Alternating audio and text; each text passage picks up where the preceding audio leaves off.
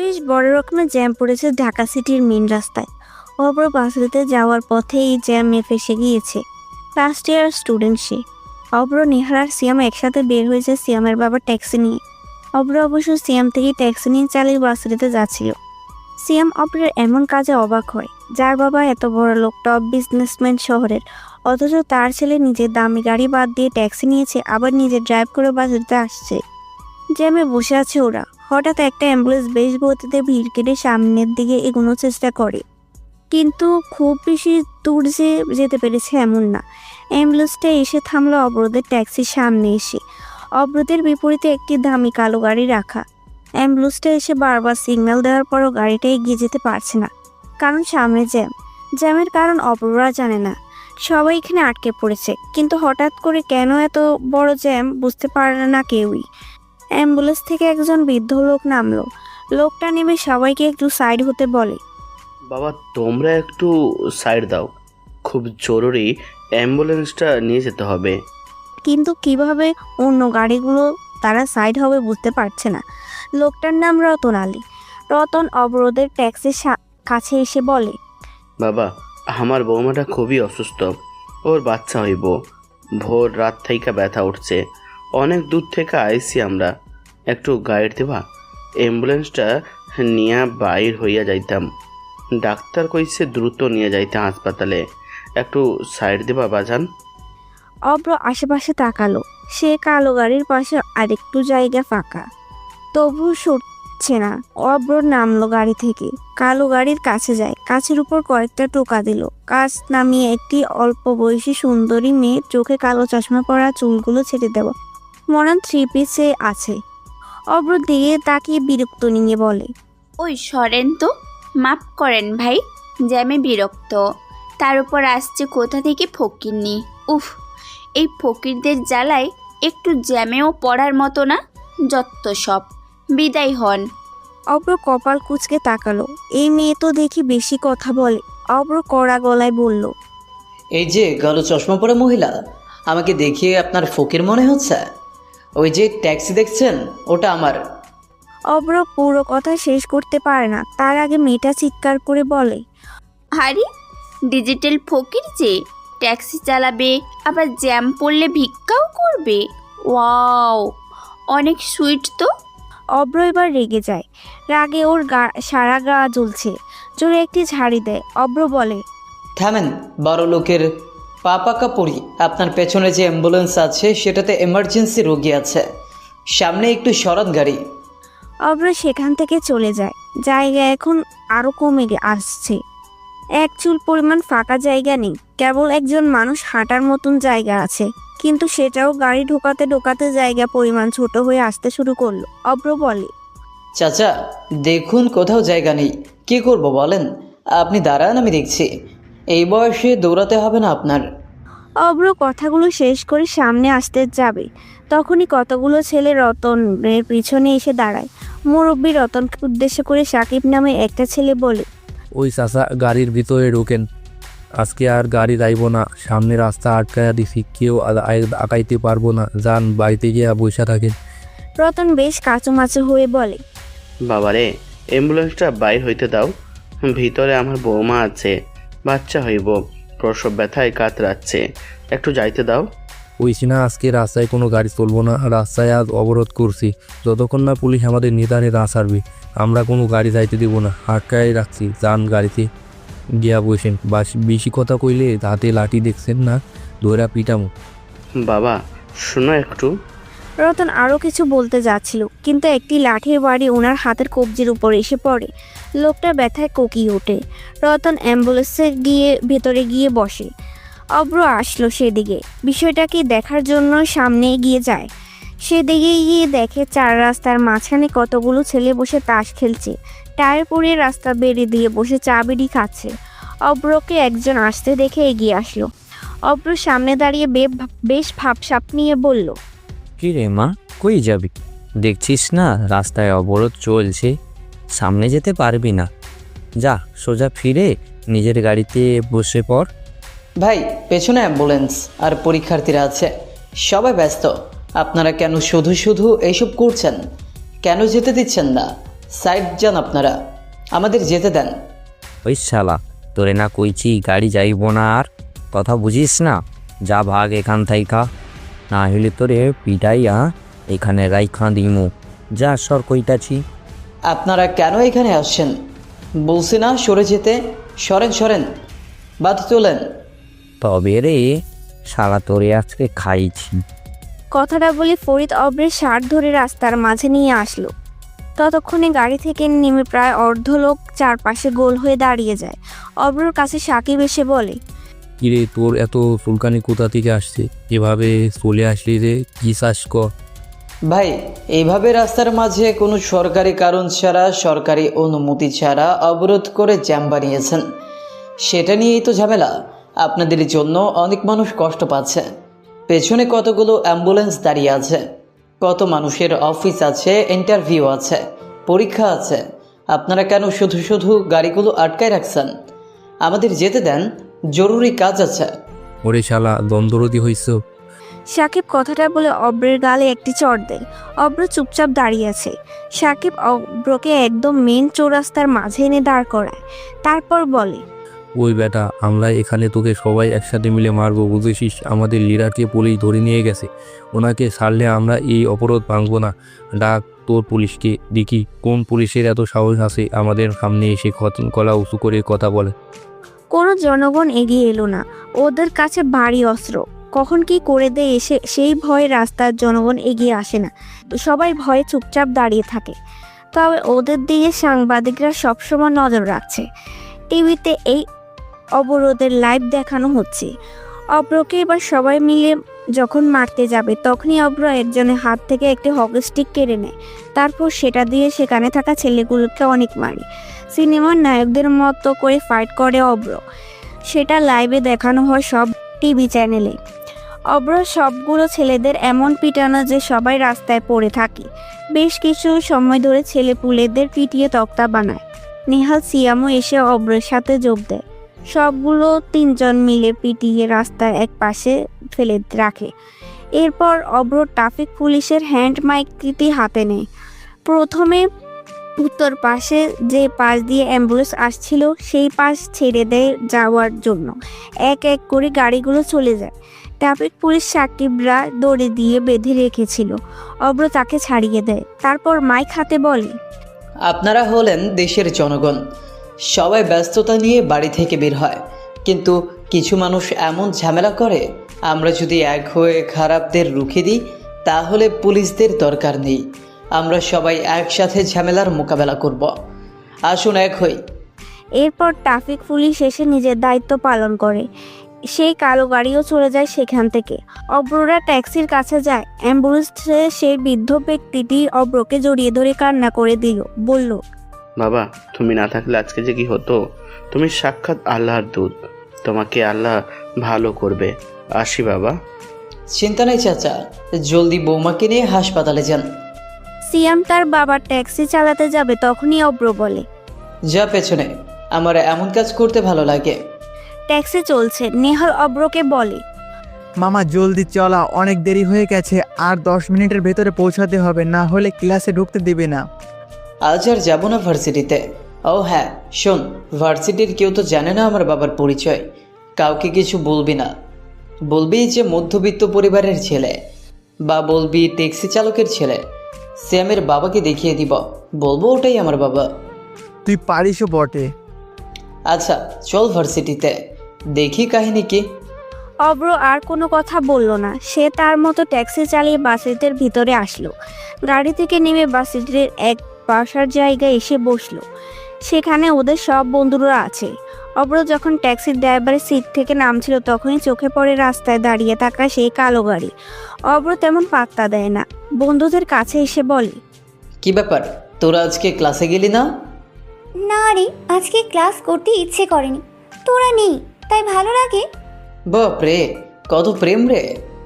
বহুত প্রেম। অব্রের ফোন আসে একটা। অব্র ফোনের স্ক্রিনে তাকিয়ে থাকে কিছু সময়, তারপর ফোনটা কেটে দিয়ে বলে, ওই তোরা থাক, আজকে ক্লাস করব না, আমার যেতে হবে। কোথায় যাবি? অব্র চুপ হয়ে যায়।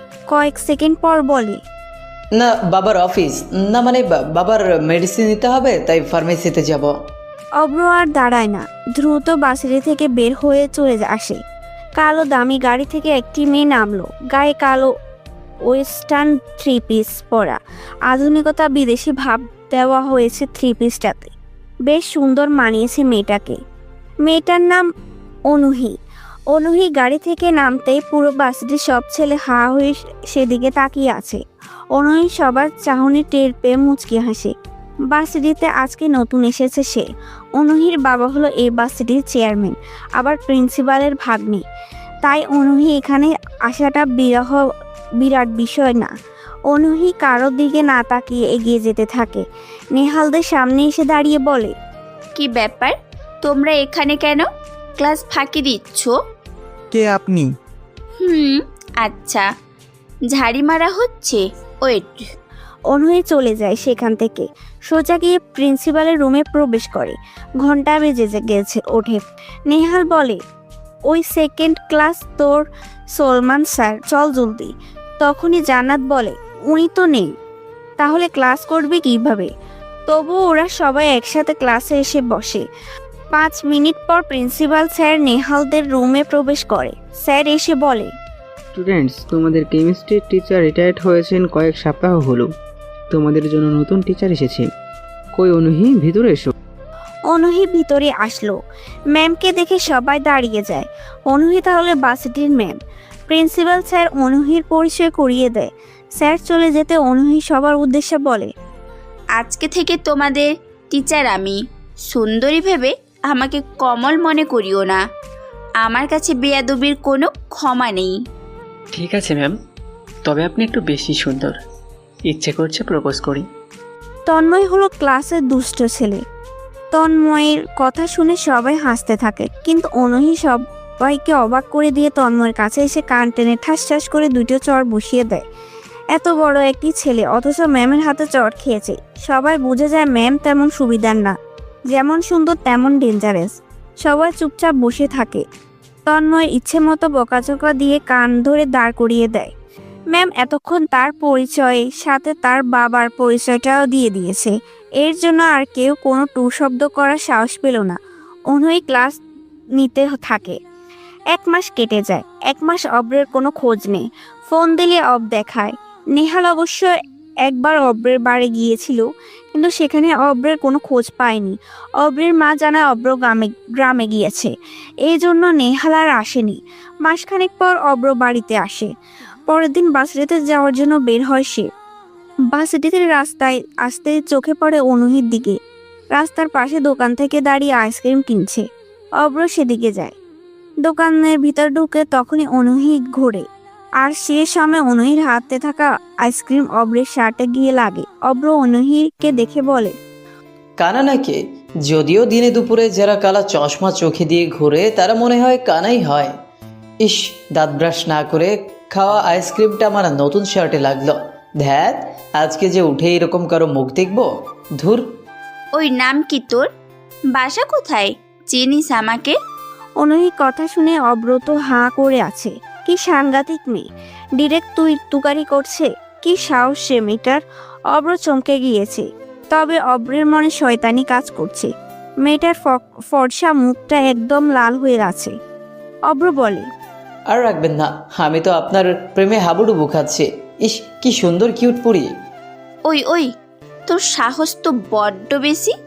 রাস্তায় দাঁড়িয়ে টিচ করছিস?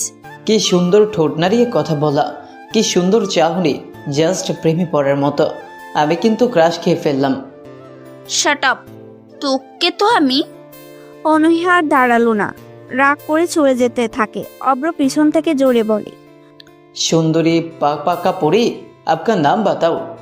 অনুহি তাকালো না পিছনে। অব্র হাসতে থাকে। তখনই ওর বন্ধুগুলো একসাথে এসে ঘিরে ধরে অব্রকে। অব্রকে কিছু বলতে যাবে, তখনই সেখানে তিন্নি এসে হাজির। তিন্নিকে দেখে অব্র চমকে যায়, আমতা আমতা করতে থাকে। তিন্নি বলে, অভ্র, তুমি এখানে? আমি তোমাকে কতদিন ধরে খুঁজেছি, তুমি একটা পচা। মেয়েটার কথা শুনে অব্র মুচকি হাসলো।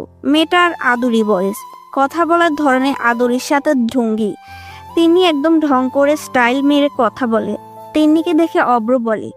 তিন্নিকে দেখে অব্র ঘাবড়ে যায়। মেয়েটা জুনিয়র ওদের থেকে, তবু তিনি সবসময় অব্রদের সাথেই থাকে। এখানে থাকার পিছনে একটাই কারণ আছে। তিন্নি হলো আদরি বড়লোক ঘরের একটাই মেয়ে। কথা বলার ধরন বেশ স্টাইল মেরে ঢং করে বলবে।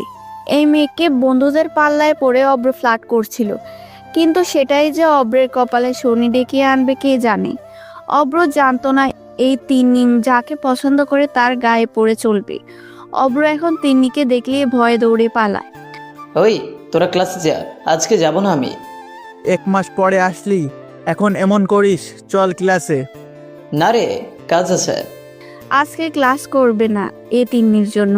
ভার্সিটিতে থাকলে তিন্নি অনেক বেশি চালাবে। সমস্যা আছে অব্রের। তিনি অনেকবার ডাকলো অব্রকে। অব্র আর না দাঁড়িয়ে দ্রুত চলে আসে।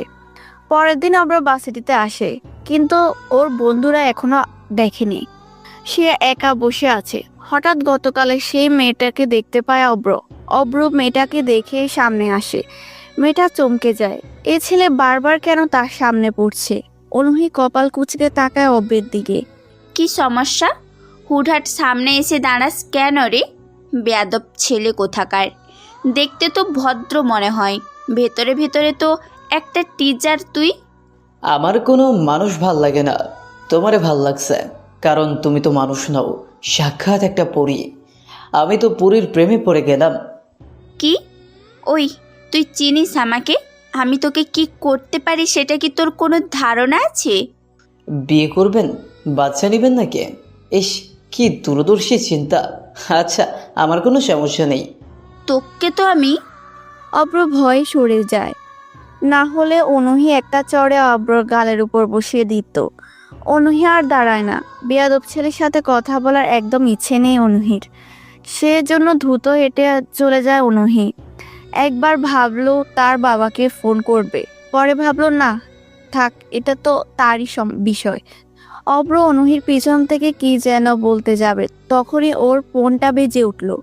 ফোনটা হাতে নেওয়ার আগে অনুহির দিকে তাকিয়ে বলল, শোনো মেয়ে, সত্যি সত্যি তোমাকে আমার ভালো লেগেছে। এই প্রথম আমি কোনো মেয়ের প্রেমে পড়লাম। তোমাকে তো আমার চাই, কিন্তু মেয়েটা কোন ইয়ার? ফার্স্ট ইয়ার তো হবে না, তাহলে লাস্ট ইয়ার? আমাদের ক্লাসে তো কখনো দেখিনি। যাই হোক, মেয়েটাকে আমার লাগবে। প্রেমে পড়ে গিয়েছে।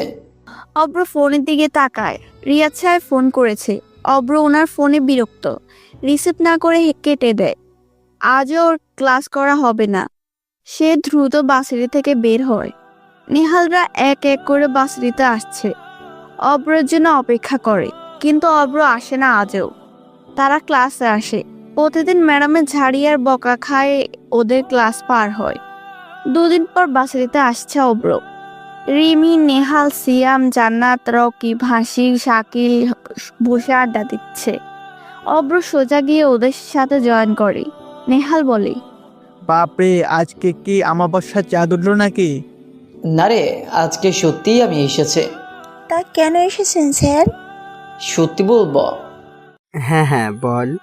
আমি প্রেমে পড়েছি রে। ট্রিট দে এক্ষুনি, বাট তিন্নির প্রেমে পড়লে নো ট্রিট। আরে তিন্নির প্রেমে না, একটা নতুন মেয়ে। আমি জানি না কোন ক্লাস। উফ, দেখলে পাগল হয়ে যায় আমি। তার আগে বল, এই কয়দিন ভার্সিটিতে আসিসনি কেন? নতুন টিচার আসছে, তোর কোনো পাত্তা নেই? একটু মামার বাড়ি গেছিলাম। নেহাল তো বাড়িতে গিয়েছিল, মা তোকে বলেনি? মামার কোনো মেয়ে আছে নিশ্চয়ই, না হলে তুই বাড়ি ছেড়ে অন্য জায়গাতে বেশি দিন থাকবি না। তোর চুপ থাক শয়তানের হাড্ডিরা। এদিকে আমি খুঁজছি সেই মেয়েটাকে। আছিস মামাতো বোনকে নিয়ে, সর তোরা। তা বস, কেমন মেয়ে সে? এমন একটা মেয়ে যেন স্বপ্নেই মানায়। সে যেন একটা পরী। কালো রঙের কাপড় পরে আছে, ঠোঁটে হালকা গোলাপের লিপস্টিক, হাতে কালো রঙের চুড়ি, চুলগুলো খোলা, যেন একটা অপ্সরা ভুল করে পৃথিবীতে চলে এসেছে। কিন্তু দুঃখের বিষয়, তার সাথে কথা বলে বুঝলাম পুরাই সাপের মতো ফোঁস করে ওঠে। অব্রের কথা শুনে সবাই হাহা করে হাসলো। অব্র টেরা চোখে তাকায়। ওদের হাসি সহ্য হচ্ছে না। মেজাজ খারাপ হয় অব্রে, বলে, এই একদম হাসবি না, তোদের হাসি বিরক্ত লাগছে। তোর দিনে দুপুরে স্বপ্ন দেখা হবে, কল্পনাতে এমন মেয়ে দেখবি, বাস্তবে প্রেম করতে পারবি না। আর এমন মেয়েও দেখবি না। আরে সত্যি দেখেছি, মেয়েটা ইউনিভার্সিটি। আমি কথা বলেছি মেয়েটার সাথে, কিন্তু আজকে দেখছি না কেন। আর তাছাড়া আমি ওই মেয়েটি পেলে প্রেম না বিয়েও করব। ওরা সবাই কথা বলছে, হঠাৎ কতগুলো বাইক আসছে ভার্সিটিতে। ভার্সিটির ছাত্র নেতা রাজ প্রবেশ করেছে। তবে রাজের পিছনে ছেলেগুলো দেখে অব্র অবাক হয়, সাথে চমকেও ওঠে। কারণ সেদিন রাস্তায় জ্যামে যে ছেলেগুলোকে অব্র পিটিয়েছিল সেই ছেলেগুলোই রাজের সাথে আসছে। অব্র নিজেকে আড়াল করে, আবার ঝামেলা হোক অব্র সেটা চায় না। রাজে তাদের মতো ক্যান্টিনে চলে যায়। অব্র যেন কিছুটা হাঁপ ছেড়ে বাঁচে। সে বাসের ভিতরে কোনো ঝামেলা চায় না। সিয়াম বলে, তুই বড় হয়ে যাবি, কিন্তু তোর সময় হবে না, আর এরকম মেয়েও পাবি না। আবারও সবাই হাহা করে হাসতে লাগলো। কিন্তু অব্র জানে এমন মেয়েও আছে। নেহাল আরো টিটকারি করে বলে, ভাই দিনে দুপুরে স্বপ্ন দেখা বাদ দে। আর এসব কল্পনা যদি সত্যি হয় তাহলে আমি যে কত সন্তানের বাবা হতাম আল্লাহ জানে। নেহালের কথা শুনে আবারও সবাই হাহা করে হাসতে লাগলো। ওদের হাসি সহ্য লাগছে না অব্রর, তাই পিছনে ঘুরে হাঁটতে যাবে তখনই একটা মেয়ের উপরে গেল পড়ে। অব্র চিৎকার করে বলে, ওই কানা নাকি? কোন কানারে? চোখে দেখে না, এসে সোজা ধাক্কা দিছে। অব্র বুঝতে পারে এটা কোনো মেয়ে হবে। অব্র মেয়েটার মুখের দিকে তাকায়। অব্র মেয়েটার দিকে অপলক দৃষ্টিতে তাকিয়ে আছে। আরে এটা তো সেই মেয়ে যাকে দেখার জন্য অব্র আজ বাসাতে সকালে চলে এসেছে। অব্র চোখই সরছে না মেয়েটার দিক থেকে। মেয়ে তো নয়, যেন একটা হুর। অব্র পড়ছে না পড়লো অনুহিরই উপর, যার উপর অব্র এমনিতেও প্রেমে পড়েছে। তার উপর আবার মেয়েটা অব্রকে ঝামেলা মনে করে। কি যে হয় কে জানে।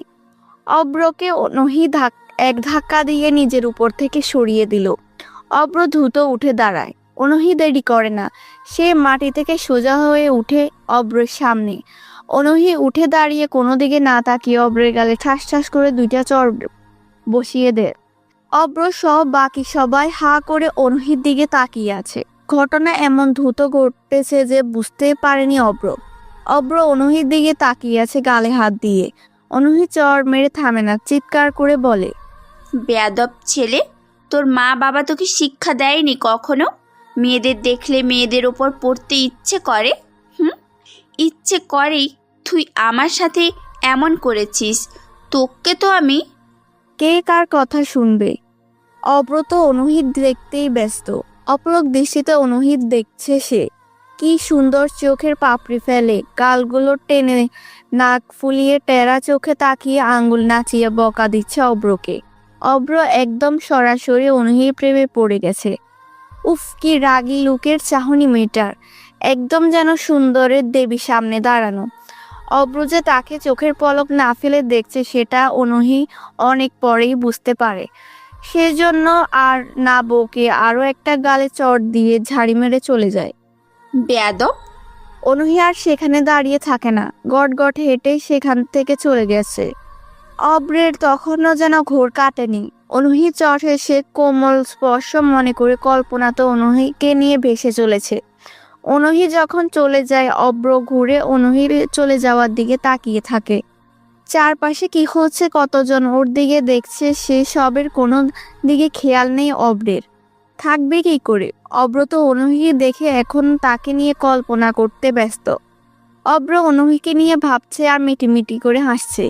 নেহাল জোরে ধাক্কা দেওয়ার জন্য বাস্তবে ফিরল সে। অব্র বেশ বিরক্ত হয়ে বলল, কি হয়েছে? এভাবে ধাক্কা দিচ্ছিস কেন? ধুর, দিলি তো কল্পনাটা নষ্ট করে। যাক, তুই তাহলে বেঁচে আছিস। আমি তো ভাবলাম তুই পটল তুলে নিয়েছিস চড় খেয়ে। পটল তুললে তো ভালোই হয়, ফ্রি বিরিয়ানি খেতে পারতাম।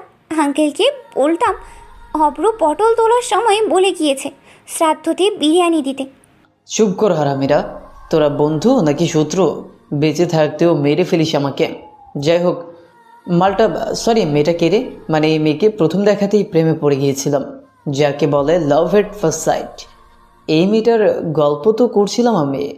শালা, তুই আর মেয়ে পেলি না কেন? তোকে না বলেছি নতুন কেমিস্ট্রি টিচার আসছে? শালা, এটা আমাদের সেই নতুন ম্যাম, মানে নতুন টিচার। কি বলিস? মুহূর্তেই অব্রের মন খারাপ হয়ে গেল, কিন্তু অনুহিকে দেখতে তো সিনিয়র তেমন লাগে না, মনে হয় যেন অল্প বয়স, তবে অব্রের থেকে 3 বছরের বড় হবে। তবুও অব্রে তো তার প্রেমেই পড়ে গিয়েছে।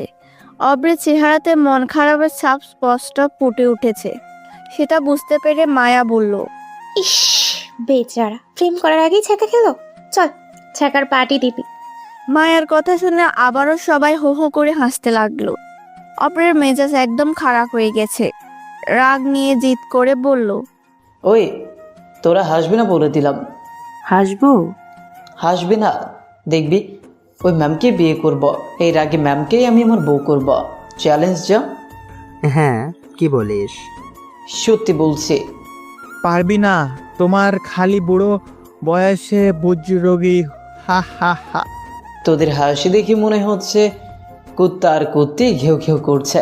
সর সামনে থেকে, মেজাজ খারাপ করবি না। আমাকে তো চিনিস না, এই ম্যামকে আমি পটিয়ে তবে দেখাবো। তার জন্য যদি রোজ 2টো করে চর খেতে হয় তবুও শর্তরা। অপরের কথাগুলো বলা আর রাগ করে ক্লাসে চলে আসে। একটু পর ওর বন্ধুরা আসলো ক্লাসে। রাজ প্রিন্সিপালের রুমে বসে আছে। রাজের হাতে পায়ে কিছুটা ব্যান্ডেজ। রাজের বাবা এখনকার এমপি, আর রাজ হলো এই ভার্সিটির নেতা। রাজ টাকা ভর্তি 2টো কালো ব্যাগ প্রিন্সিপালের টেবিলের উপর রাখলো, তারপর বলে, স্যার, আমি গোপনে কাজ করলে কেউ ধরতে পারবে না, তবুও আপনাকে টাকার অফার করেছি।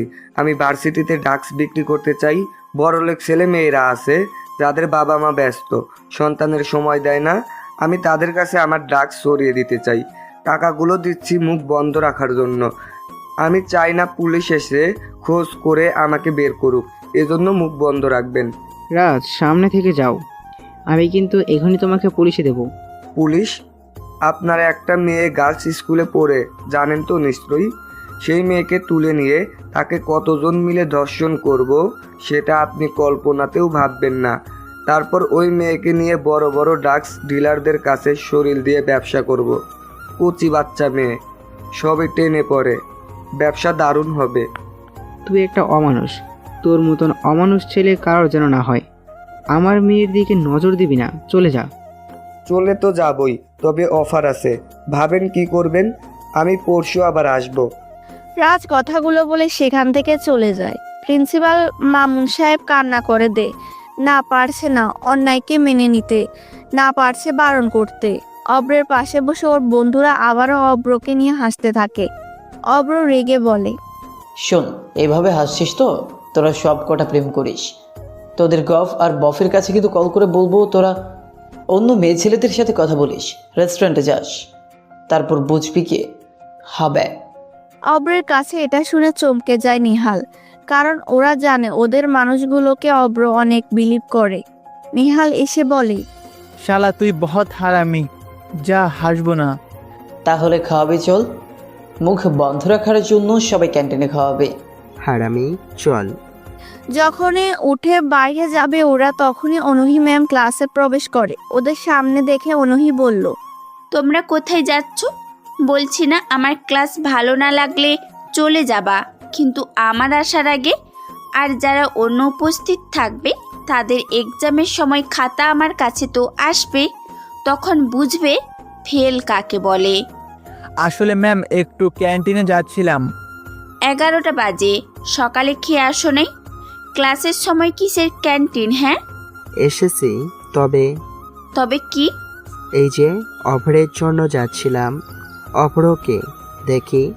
অব্র এতক্ষণ সবার পিছনে দাঁড়িয়েছিল। অনুহিকে দেখে বলতেই সবাই অব্রের সামনে থেকে সরে যায়। অব্র তখন মাথা নিচু করে দাঁড়িয়ে থাকে আর মাঝে মাঝে অনুহিকে দেখছে। অনুহি অব্র দেখে রাগি মুখে লাল করে নিল। অব্র এবার সরাসরি তাকিয়ে মুচকি হাসি দিল। অনুহির রাগী চেহারাতে যেন ওনার সৌন্দর্য আরো বেড়ে যায়। অব্র একটু সরে আসলো। অনুহি রেগে বললে, এই শয়তান ছেলে, এই বদ ছেলেটা আমার ক্লাসে? Dear ma'am. অব্র কথাটা বলে ম্যামের দিকে এগিয়ে যায়। খুব কাছে গিয়ে ফিসফিস করে অনুহিকে বলে, বেশি রাখবেন না কিন্তু, রাখলে আপনার সৌন্দর্য দ্বিগুণ বৃদ্ধি পায়। ওহ, এই সময় যা লাগছে না আপনাকে, মন চাচ্ছে একটা কিস দিয়ে দিই। কি? ওই কি বললি তুই? অব্রেরা যে যার মতো করে বেঞ্চে বসলো। অনুহি মুখ লাল করে আছে রাগে। রাগ হবারই কথা।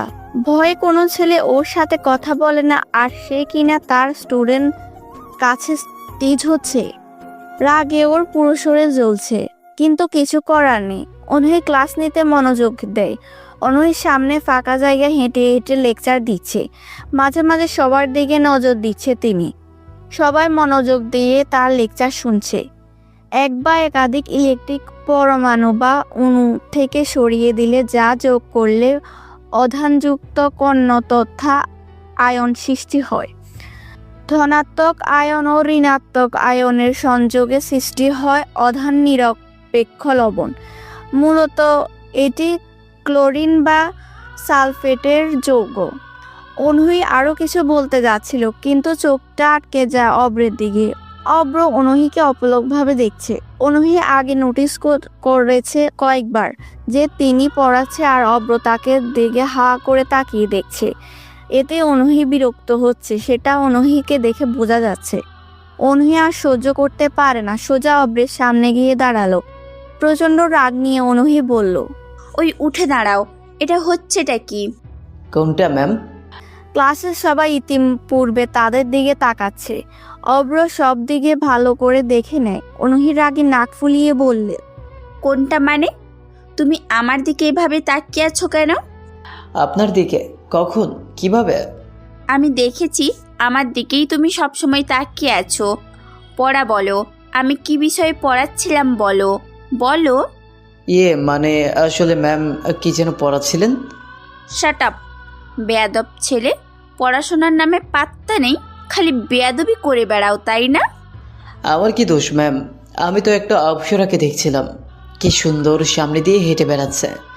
গাল দুটো কত সুন্দর, দেখলেই যেন মনে চাচ্ছে ছোট্ট করে চুমু দিয়ে বুকে জড়িয়ে নিই। এতটা সুন্দরী না হলেও পারতেন। আমার কোনো দোষ নেই, সব দোষ আপনার। অব্রের কথা শুনে অনুহির রেগে পুরো বোম হয়ে গেছে। তবে ক্লাসে থাকা বাকি সব স্টুডেন্ট একসাথে হেসে উঠল। ওদের উচ্চস্বরে হাসির শব্দে অনুহি আরও রেগে যায়। অনুহি এবার অনেক জোরে চিৎকার করে বলে, স্টপ! ফাজলামি হচ্ছে হ্যাঁ ক্লাসে? ক্লাসরুম নাকি সার্কাস স্টেজ শুনি? হাসি বন্ধ করে দেব সব কটার, গলা টিপে ধরে। বেয়াদবের দল। অনুহির এমন চিৎকার শুনে পুরো ক্লাস স্তব্ধ হয়ে গেছে। মানে পুরোই পিনপিনে নীরবতা ভর করেছে। কেউ যেন নিঃশ্বাসের নিচ্ছে না এমন। অব্র কিছুটা ভয় পায়, কিন্তু অনুহি থেমে নেই। অব্রের আরও কাছে আসে, অব্রের গালের দিকে ওনার নজর। অব্র কিছুটা একটা বলতে যাবে, তার আগে অনুহি ঠাস করে একটা কষে চড় দিয়ে বলল, এটা ক্লাস, আনন্দ বা মজা করার জায়গা না। আর স্টুডেন্টের মতো থাকবে। বেশি পাকনামি করলে না তোমাকে ক্লাস থেকে উঠিয়ে নিয়ে যাওয়া হবে, মনে রেখো। অনুহির কথাগুলো বলে অব্রের সামনে থেকে চলে যায়। অব্র তার গালে হাত দিয়ে তাকিয়ে থাকে। বাম পাশের গালটা অব্রের টনটনে ব্যথা অনুভব হয়। সকালের থাপ্পড়ের থেকে এবারে থাপ্পড়টা জোরেই লেগেছে অব্রের। অনুহি ক্লাসরুম থেকে বের হয়ে যায়। এমন অবস্থায় ক্লাস করানোর কোনো মনই নেই। অব্র চারপাশ তাকায়। ক্লাসের সবাই ওর দিকে তাকিয়ে আছে। অব্র কারোর সাথে কোনো কথা না বলে ক্লাস থেকে বের হয়ে বাড়িতে চলে আসে। অনুহি বাড়িতে প্রবেশ করে। মেজাজ অনেক খারাপ হয়ে আছে। ব্যাগটা সোফায় ছুঁড়ে দেয়। ওর বাবা যে ওর সামনে বসা ছিল খেয়ালই করেনি অনুহি। ব্যাগটা ছুঁড়ে মারা ওর বাবার মিস্টার নাহিদ সাহেবের খবরের পেপার সরিয়ে অনুহিকে বলে, কি হলো অনু, মেজাজ খারাপ নাকি? হাই আল্লাহ, বাবা বাসাতে? এ না মানে বাবা, তুমি আজকে অফিসে যাওনি? তুই হঠাৎ এভাবে এলি? আর বলো না বাবা, লাস্ট ইয়ারের ক্লাসের একটা ছেলে একটু ডিস্টার্ব করে, তাই মেজাজ খারাপ। কি? কবে থেকে? কিভাবে, কি বলো? বাবা, উত্তেজিত হও কেন? আমি সামলে নিব, চিন্তা করো না। স্টুডেন্ট হয়তো, আমি টিচার, আমাকে এসব সামলাতে দাও। না না, বেশি ঝামেলা হলে বল, আমি ছেলেটাকে তুলে নিয়ে আসছি। নাম কি? দেখতে কেমন? আরে, বেশি সমস্যা হলে তোমাকে সবটা বলবো। এমন করলে কিন্তু ভার্সিটিতে যাব না আমি। আচ্ছা আচ্ছা, কিছু বলছি না, যা এখন ফ্রেশ হয়ে খেতে বস। অনুভব চলে যায় সেখান থেকে। নাহিদ সাহেব ফোন বের করে, ওর সব চাইতে প্রিয় পছন্দের ছেলেকে কল করে। ফোন রিসিভ করতে নাহিদ সাহেব বলে, আমার মেয়েকে একটা ছেলে ডিস্টার্ব করে, খোঁজ নাও তো ছেলেটাকে। নাহিদ সাহেব ফোন কেটে দেয়। তারপর অব্র বাড়িতে আসে। গালে এখনো অনুহি চরের দাগ পড়ে আছে। ভিতরে ঢুকতেই ওর মা সামনে দেখতে পায় অব্র, চমকে ওঠে। সাথে সাথে গালে হাত দেয় অব্র। মা কণা বেগম বলে, কি ব্যাপার, আজ এত জলদি বাসায়? গালে হাত দিয়ে রাখছিস কেন? ক্লাস করতে ইচ্ছে করছিল না, আর একটু দাঁতে ব্যথা করছিল তো তাই। আচ্ছা এদিকে আয়, আদা লাগিয়ে দি। না মা থাক, আমি সহ্য করতে পারছি। আরে আয় বলছি। অব্র কোনো রকম তার মাকে সিঁড়িতে ওঠে। এমন সময় ওর ভাবি তানিয়ার সাথে ধাক্কা খায়, আর ধাক্কা খাওয়ার কারণে অব্র তার গাল থেকে হাত সরাতে বাধ্য হয়। তানিয়া কিছু বলতে যাবে, তার আগে দ্রুত অব্র নিজের রুমে চলে আসলো। মনে মনে বলে, যাক বাবা, কেউ তো আর চরের কারণে গালে আঙুলের ছাপটি দেখেনি। দরজা আটকে বিছানায় বসে, তখনই দরজায় কড়া নাড়ার শব্দ। অব্র বলে, কে? দরজা খোলো ছোট সাহেব। ও ভাবি, কিন্তু আমি তো এখন বিজি। তোমার গালে আঙুলের ছাপ, মাকে কি ডাকবো? তাহলে যাই। না না। দৌড়ে অব্র এসে দরজা খুলে দেয়। ভয়ে তানিয়ার দিকে তাকায় অব্র। তানিয়া সরাসরি অব্রের দিকে তাকিয়ে বলে, তোমার গালে থাপ্পড়ের দাগ কে মারলো? আমার আদরের দেবরটাকে। মশা মারতে গিয়ে এমন হয়েছে, মানে নেহাল এমন মারছে। মিথ্যা বলো কেন? সত্যি বলো, না হলে মাকে গিয়ে বলবো। তিনি এসে দেখুক কেমন। বলছে তুমি না খালি ব্ল্যাকমেল করো। বেশি কথা না বলে কাজের কথা বলো। আমাদের নতুন ম্যামকে অনেক রাগিয়ে দিয়েছিলাম বলে ম্যাম থাপ্পড় দিয়েছে। একটু জোরেই মারছে, বাট নো প্রবলেম। ম্যাম? তা কিভাবে রাগালে? সেসব তোমার শুনতে হবে না, যাও এখন রুম থেকে। বুঝছি। তা তোমার ম্যাম দেখতে কেমন শুনি? রাগানোর সাথে ম্যামের চেহারার কি মিল? বলো বলছি। অনেক সুন্দরী। কেন? বুঝছি না, এমনিতেই জিজ্ঞেস করলাম। ওকে মলম দিয়ে দাও, ব্যথা থাকলে কমে যাবে, আর সমস্যা হলে ডাক দিও। আচ্ছা, কিন্তু মাকে বলিও না কিছু। খুশ দিতে হবে দেবর মশাই। আচ্ছা দিব। তানিয়া মুচকে এসে রুম থেকে চলে যায়। অব্র যেন এবারও হাঁপ ছেড়ে বাঁচে। মামুন সাহেব গাড়ি নিয়ে যাচ্ছেন। প্রিন্সিপাল মামুন সাহেব রোজ একই রাস্তায় দিয়ে বাড়ি ফিরে। সামনে স্কুল, তার মেয়ে পড়ে। মেয়েকে রাস্তার পাশে দেখতে পায়। মামুন সাহেব এগিয়ে যায়। ঠিক তখনই দুইটা বাইক এসে থামে সেখানে। হেলমেট খোলা একটা ছেলে, আর ছেলেটা হলো রাজ। রাজকে দেখে মামুন সাহেব ভয় পায়। তার মেয়ের সামনে এসে মেয়েটাকে টিচ করতে থাকে। মামুন সাহেব গাড়ি থেকে নেমে মেয়ের কাছে আসলো। মেয়েটা ভয়ে আর বাবার কাছে এসে দাঁড়ায়। রাজ বলে, কি ব্যাপার স্যার আপনি? ইস, আর একটু দেরি করলে আপনার মেয়েকে তুলে নিয়ে যেতাম। লস হয়ে গেল রে। দেখো রাজ, তুমি কিন্তু বেয়াদবি অতিক্রম করে ফেলেছ। তোমাকে আমি পুলিশে দেব। পুলিশ? স্যার, থানাতে 1 কোটি টাকা নিয়ে আসছি। অফিসারের সাহস নেই আমাকে এসে ধরবে। দেখেন না কত খরচ, 1 কোটি টাকা চলে গেল। বিজনেস এখনো শুরুই করতে পারিনি। জলদি করুন, আর একদিন সময় দিলাম। যান, মেয়েকে নিয়ে বাড়িতে চলে যান। রাজ সেখান থেকে চলে যায়। মামুন সাহেব ভয় আর রাগী চোখে ওদের চলে যাওয়া দেখতে থাকে। দ্রুত মেয়েকে নিয়ে গাড়িতে ওঠে। জলদি গাড়ি চালিয়ে মেয়েকে বাড়িতে রেখে সোজা যেতে থাকে নাইট সাহেবের বাড়ির দিকে। সেখানে সবকিছু বলবেন তিনি। বাসটিতে সবাই বসে আছে। অব্র ভয় পাচ্ছে তিন্নিকে নিয়ে। মেয়েটা যে বাসটিতে আসছে না, সেটা ওর জন্য অনেক ভালো। না হলে তিনি সবকিছু নষ্ট করে দিত। অনুহিকে হাবিজাবি বলে অব্রের প্রেমে 12টা বাজিয়ে দিত। অব্র পায়চারি করছে। ওই এত পায়চারি করস কেন? ওফ, ম্যাম আসছে না রে। ম্যামের জন্য তো রাস্তায় অপেক্ষা করছে, না হলে ক্লাসে গিয়ে বসতাম। আসে না কেন? কি ম্যামের জন্য? ওই তোরা থাকবি নাকি যাবি? আমি তো ভাই এর মধ্যে নেই। ম্যাম যে রাগি, অপমান যা করবে, আবার সাথে চড় ফিরে, আমি থাকবো না। আমরাও যাচ্ছি, থাক তুই। আরে শোন সবাই, কেউ যদি যাস তোদের খবর আছে। দোষ, ম্যাম আসছে। ওই যে দেখ গাড়ি থেকে নামলো। অব্র তাকায় সেদিকে। অনুহিকে আজ বেশি সুন্দর লাগছে।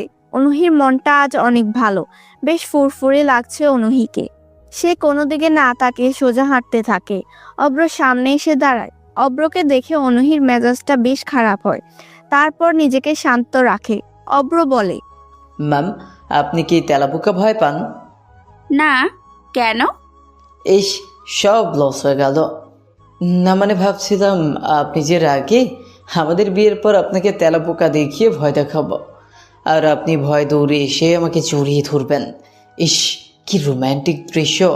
কাউকে বলবো ভিডিও করে দিতে, তারপর ইনস্টাগ্রামে আপলোড দিব, কাপল ব্লগস করবো আমরা। কত স্বপ্ন। শাট আপ, বেয়াদব ছেলে। শোনো, তুমি আমাকে চেনো না। আমি ভদ্রভাবে বলেছি আমাকে এসব বলবা না। তোমার মতো এমন ফালতু ছেলে বহুত ঘুরেছে আমার পেছনে, তারা কিন্তু সেকেন্ড টাইমে সামনে আসার সাহস পায়নি। তাই সাবধান করছি তোমাকে। স্টুডেন্ট হও তুমি আমার, আমি টিচার। তোমার মায়ের মতো হই, এসব করবা না আর। কি মা? ও আমাদের বাচ্চার মায়ের মতো, বাট মতো না, সরাসরি তো মা হবে। আচ্ছা, নো প্রবলেম। তোকে আমি। অব্র আবার সরে যায়। মুচকি হাসতে থাকে অব্র। অনুহি রেগে হাঁটা শুরু করলো। অব্র পিছন থেকে ডাক দিয়ে বলে, ম্যাম, আপনি রাখলে পুরো আগ্নি অগ্নির মতো সুন্দর লাগে। আমি ঝলসে যাচ্ছে, প্লিজ আমাকে একটু শীতল ভালোবাসা দিন। অনুহি তাকালো না পিছনে, হন হন করে হেঁটে চলে গেল।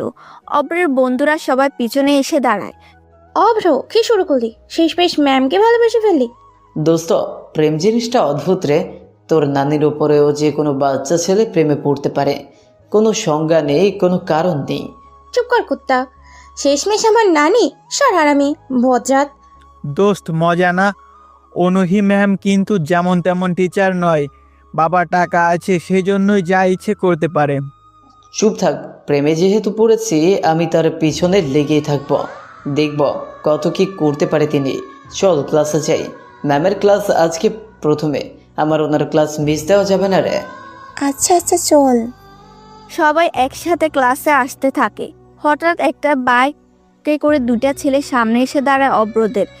ছেলে দুটোকে চেনে অব্র, ছেলেগুলোকেও চেনে। বাইকে বসা সাকিব ছেলেটা বলল, তোকে তো আজকে 2 মাস ধরে খুঁজছি। তুই আমাদের রাস্তাতে ফেলে পিটিয়েছিলি, মনে আছে? আমাদের নেতা সার খুঁয়েছি, তোকে খুঁজে পেয়েছি। এবার বুঝবি আমরা কি করতে পারি। মনে রাখিস, কখন কোন সময় কিডন্যাপ হয়ে যাবি নিজেও জানিস না। সাকিবের কথা বলে সেখান থেকে চলে যায়। অব্র মুচকি হাসে, যেন কিছুই হয়নি। বাকিরা ভয় পেলেও অব্র কোনো পাত্তা না দিয়ে সোজা ক্লাসে এসে বসে। সবাই যে যার মতো বসেছে, কিন্তু অব্র একবারও দরজার কাছে যায়, আরেকবার সিটে এসে বসে। কিন্তু সময় পার হয়ে যায়। অনুহি ক্লাসে আসলো। ক্লাসে এসে পড়ার বিষয়ে কথা বলতে থাকে, আর অব্র গালে হাত দিয়ে এক দৃষ্টিতে অনুহিকে দেখতে আছে। অনুহির মেজাজ খারাপ হয়, রাগে চিল্লিয়ে বলে, ওই ছেলে, বেরিয়ে যাও ক্লাস থেকে। যাও বেরিয়ে, তোমাকে আমার ক্লাস করা লাগবে না, আউট। সবাই চুপ হয়ে গেছে, চমকে ওঠে ভয়ে অনেকেই। কিন্তু অব্র হাসি হাসি মুখে অনুহির দিকে তাকিয়ে আছে। অনুহি আবারও ঝাড়ি দিয়ে বলে, ওই, তোর সমস্যা কি? হ্যাঁ, আমার দিকে তাকিয়ে থাকলে তোর চোখ তুলে নিব বলে দিলাম। ম্যাম, আমার কোনো সমস্যা নেই। সমস্যা হলো ফারেনহাইট 451 বইতে একটা লাইন ছিল, যদিও ভিন্ন কনটেক্সট, বাট এই লাইনটা পড়ার সাথে সাথে ভালোবাসার কথা আসতে বাধ্য হয় আমার। এই পৃথিবীতে ভালোবাসার মতো যে বড় আনন্দ কিছু নাই, আবার ভালোবাসার থেকে কষ্টেরও সম্ভবত কিছু নাই। ভালোবাসার সবচেয়ে বড় ব্লাইন্ড স্পট হলো আপনি কাকে ভালোবাসবেন বা বাসেন না, সেটা আপনার হাতে। কিন্তু আপনাকে কি ভালোবাসবে বা বাসবে না, এটা আপনার হাতে থাকবে না। সেই ক্ষেত্রে এটা আমার হাতে, বুঝলেন? ভালোবাসায় এই পৃথিবীর এমন এক ব্যবসা যেখানে আপনার সকল ইমোশন ইনভেস্টমেন্ট বিফলে যাবে। সব কিছু জেনেও আপনি ওখানে ইমোশন ঢালতেই থাকবেন। ভালোবাসায় পৃথিবীর একমাত্র খেলা, যে খেলাতে নিশ্চিত হার জেনেও মাঠ থেকে উঠতে ইচ্ছা করে না, বরং নির্লজ্জের মতো আর একটু খেলে যেতে ইচ্ছে করে। আফ্রিকান একটা প্রভাব বলছে ভালোবাসা এমন এক অত্যাচারী শাসক যে শাসকের হাত থেকে কেউ রক্ষা পায় না। ভালোবাসা নিয়ে এর চেয়ে সত্যি কথা আমি আর একটাও শুনি নাই। বিশ্বাস করেন? তাহলে আমার দোষ কোথায় বলেন? অব্রের মুখে এত কথা শুনে অনুহি চুপচাপ দাঁড়িয়ে রইল। অনুহি ভেবেছিল অব্র হয়তো ফালতু পড়াশোনা না পারা ছেলে, কিন্তু অব্র যে দুষ্ট মার্কা ছেলে, সে সব পারে। তবে অনুহি ক্লাস করানোর কোন আর ইচ্ছে নেই। সে ক্লাস থেকে বের হয়ে চলে যায়। তারপর ভাই, আপনাকে জেল থেকে ছাড়ানোর জন্য আমরা যে অপরাধ করেছিলাম, সেই অপরাধে যে ছেলে আমাদেরকে পিটিয়ে হাসপাতালে পাঠিয়েছিল, সেই ছেলেকে খুঁজে পেয়েছি। সে ভার্সিটিতে আসে। আজকেও ওকে হুমকি দিয়ে এসেছি। সাকিব রাজকে কল করে কথাগুলো বলল। সব শুনে রাজ বলল, বাহ, ভালোই করেছিস। এরপর ছেলেকে পেলে পিটাবি, বাকিটা আমি দেখব। রাজ ফোন কেটে দেয়। মামুন সাহেব নাহিদকে কল করে। নাহিদকে বলে, ভাই, রাজ অনেক ঝামেলা করেছে। সে চাচ্ছে পুরো ভার্সিটিতে ড্রাগস ছড়িয়ে দিতে সব স্টুডেন্টদের মধ্যে। আমাকে জানিয়েছে, আমি বারণ করেছি বলে টাকার অফার দিয়েছে, আবার অনুমতিও চাচ্ছে, আমি না করে দিয়েছি। সে আমার মেয়েকে তুলে নিয়ে যাওয়ার হুমকি দিয়েছে। ওর বাবা এমপি বলে আমার সাথে যা ইচ্ছে করছে। আপনি কিছু একটা করেন। আচ্ছা, আমি ভার্সিটিতে আসছি। এমপিকে ডেকে মিটিং করবে একটা, দেখি রাজ কি করে।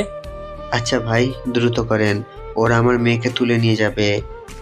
নাহিদ ফোন কেটে দিল। এমপিকে কল করে মিটিংয়ের জন্য আসতে বলে দিল তিনি। অব্র, নেহাল আর সিয়াম মিলে শপিংয়ে এসেছে। সিয়াম একটা মেয়েকে দেখে পছন্দ করে। মেয়েটার পিছু পিছু ওরা তিনজন হাঁটছে। কি বোরিং একটা কাজ। মেয়েদের পিছু ঘোরা কোনো মানে আছে? অব্র বেশ বিরক্ত হয়। সে আর যাবে না বলে ঠিক করে। অব্র বলে, ওই তোরা যা, আমি এখানে বসছি, আমি আর যেতে পারবো না। ঠিক আছে মামা, তুই থাক, আমরা দেখে আসি। সিয়াম আর নেহাল চলে যায়। একটা দোকানের সামনে বসা জায়গাতে বসলো। আশেপাশে তাকাচ্ছে। হঠাৎ নজর যায় পিঙ্ক কালারের সালোয়ার পরা অনুহি শপিং মলের দিকে প্রবেশ করে। অব্র দৌড়ে অনুহির সামনে এসে দাঁড়ায়। অনুহি অব্রকে দেখে বিরক্তিকর চাহনি দিয়ে একবার তাকালো, পাশ কেটে চলে যাবে। তখনই দেখে একটা ছেলে অনুহির পাশে এসে দাঁড়িয়েছে। অনু, কি লাগবে বলো, তোমার জন্য আজ এখানে আসলাম। সামনের দিকে চলো, এখানে কিছু বখাটের পোলাপানা আছে, বাজে কথা বলবে। আচ্ছা, আসো, হাত ধরো। অব্র চোখ বড় বড় করে অনুহির দিকে তাকিয়ে আছে। অনুহি অব্রের দিকে তাকিয়ে ওই ছেলেটার হাত ধরলো। দুজন হাঁটতে থাকে। অব্র পিছু পিছু হাঁটতে থাকে। রাগে অব্রর মেজাজ খারাপ হয়ে গেছে, কিন্তু সে কিছুতে বলতে পারছে না। বেশ কিছু দোকান হাঁটে অব্র। সিয়াম আর নেহাল এসে অব্রের মাথা টোকা দেয়। ওই, তুই নাকি এখানে মেয়েদের পিছু নিবি না? একা একা তো ঠিকই আরেক মেয়ের পিছু পিছু চলে আসলি। বহুত শয়তান তুমি। অব্র ওদের কথায় কোনো জবাব দেয় না। অব্র এক দৃষ্টিতে সামনের দিকে তাকিয়ে আছে। ওরা আবার প্রশ্ন করে, কিরে, কথা বলছি শুনিস না কেন? আর সামনে এত কি দেখছিস? হ্যাঁ, কাকে দেখছিস? অনুহি ম্যাম। ওরা সেদিকে তাকায়। তাকিয়ে দেখে অনুহি ম্যাম একটা ছেলের সাথে হাত ধরে শপিং মল ঘুরছে। অব্র কোনো কথা বলছে না। রাগে যে চুপ হয়ে গেছে সেটা ওরা বুঝতে পারছে। নেহাল বলে, হয়তো ম্যামের কেউ ছিল না, না হলে এভাবে রিয়েক্ট করতো না। প্রপোজ করলে তুই মনে হয় সত্যি সত্যি চাকা খেয়ে গিয়েছিস। যদি কেউ থাকতো তাহলে আমাকে বলতো যে এমন পিছে ঘুরে লাভ নেই, আমার বয়ফ্রেন্ড আছে। অনুহি ম্যাম এইসব বলেনি। হয়তো এমন একটা মুহূর্ত তোকে জানাবে বা দেখাবে বলেই তোকে বলেনি। আর তাছাড়া উনি ম্যাম আমাদের সিনিয়র, আমরা হলাম তার স্টুডেন্ট। তুই এসব কল্পনা থেকে বের হ ভাই। তিনি তো তোকে অনেক ভালোবাসে। অনুহি ম্যামের কথা ভুলে যা প্লিজ। কখনোই পারবো না। আমাকে জানতে হবে ছেলেটাকে। কেন ম্যাম আমাকে বলেনি এতদিনে? কি পাগলামির কথা বলিস? কোন অধিকারে তোকে বলবে? কেন বলবে তিনি তোকে? এত কিছু জানি না আমি। ম্যাম শুধু আমার, আমি তাকে আমার করে নিবই। ওই যে দেখ, ওই ছেলে ম্যামের গাল টানছে, ওকেও আমি আজকে। অব্রকে ওরা আটকাবে ধরে। তারপর সেদিকে তাকায়। ছেলেটা অনুহি ম্যাডামের ড্রেস পছন্দ করে দিচ্ছে। তারপর আদর করে নাক টেনে দিয়ে গাল কোমল ভাবে হাত বুলিয়ে দিল। অব্র এটা দেখে আর সেখানে দাঁড়ায় না, নেহালদের থেকে হাত ছাড়িয়ে নিয়ে দ্রুত হেঁটে দোকানের ভিতর প্রবেশ করে। সোজা গিয়ে অনহির পিছনে দাঁড়ায়। অব্রকে পিছনে দেখে নেহাল ডাকে অনেকবার, থামানোর চেষ্টা করে, কিন্তু অব্র কি আর সহ্য করবে এসব? সে অনহির পিছনে দাঁড়িয়ে অনহিকে ঘুরিয়ে নিজের দিকে ফেরালো। দোকান ভর্তি অনেক লোকের সামনে অব্র চিৎকার করে বলতে শুরু করলো, কি সমস্যা আপনার? আপনার বয়ফ্রেন্ড আছে, আমাকে বলতেন। আপনার কিছু লাগলে আমাকে বলতেন, আমি তো আপনাকে ভালোবাসি। কি দোষ আমার? আমি দেখতে পাচ্ছে আমি গরিব, আমি স্টুডেন্ট বলে, আপনি টিচার বলে যখনই সুযোগ পেলেন অমনি কারো না কারো হাত ধরে শপিং মলে চলে আসলেন। মেয়েরা সব একরকম, যে ছেলে বেশি বেশি দিতে পারবে তার হাত ধরেই চলে যাবে। আর তুই আর আমি কে? হ্যাঁ, অনুহি শুধু আমার জিনিস যাই হোক তাকে ছোঁয়ার অধিকার কেবল আমারই। তুই সর এখান থেকে। অভ্র চুপ, কোনো কথা বলবি না। বল তোর কি সমস্যা? আমাকে ভাল লাগে না তোর? আমি তোকে ভালোবেসে সবার সামনে চর খাইতে পারি, আর তুই আমাকে রেখে অন্য ছেলের সাথে? কি লাগবে তোর? অভ্র আমার হাত ছাড়ো বলছি, ছাড়ো। ছাড়বো না। ও কেন আপনাকে ছুবে? ও কেন আপনার হাত ধরে ঘুরবে? আমার ভালোবাসা আপনার ভালো লাগে না? অভ্র সবাই কিন্তু দেখছে, সিন ক্রিয়েট করো না প্লিজ, হাত ছাড়ো। না, ছাড়বো না। আমি আপনাকে ধরবো, আমি আপনার গলে হাত। অব্র পুরো কথা শেষ করতে যাবে পারে না, ঠাস করে বেশ জোরে একটি চর বসিয়ে দেয় অনহি অব্রের গালে।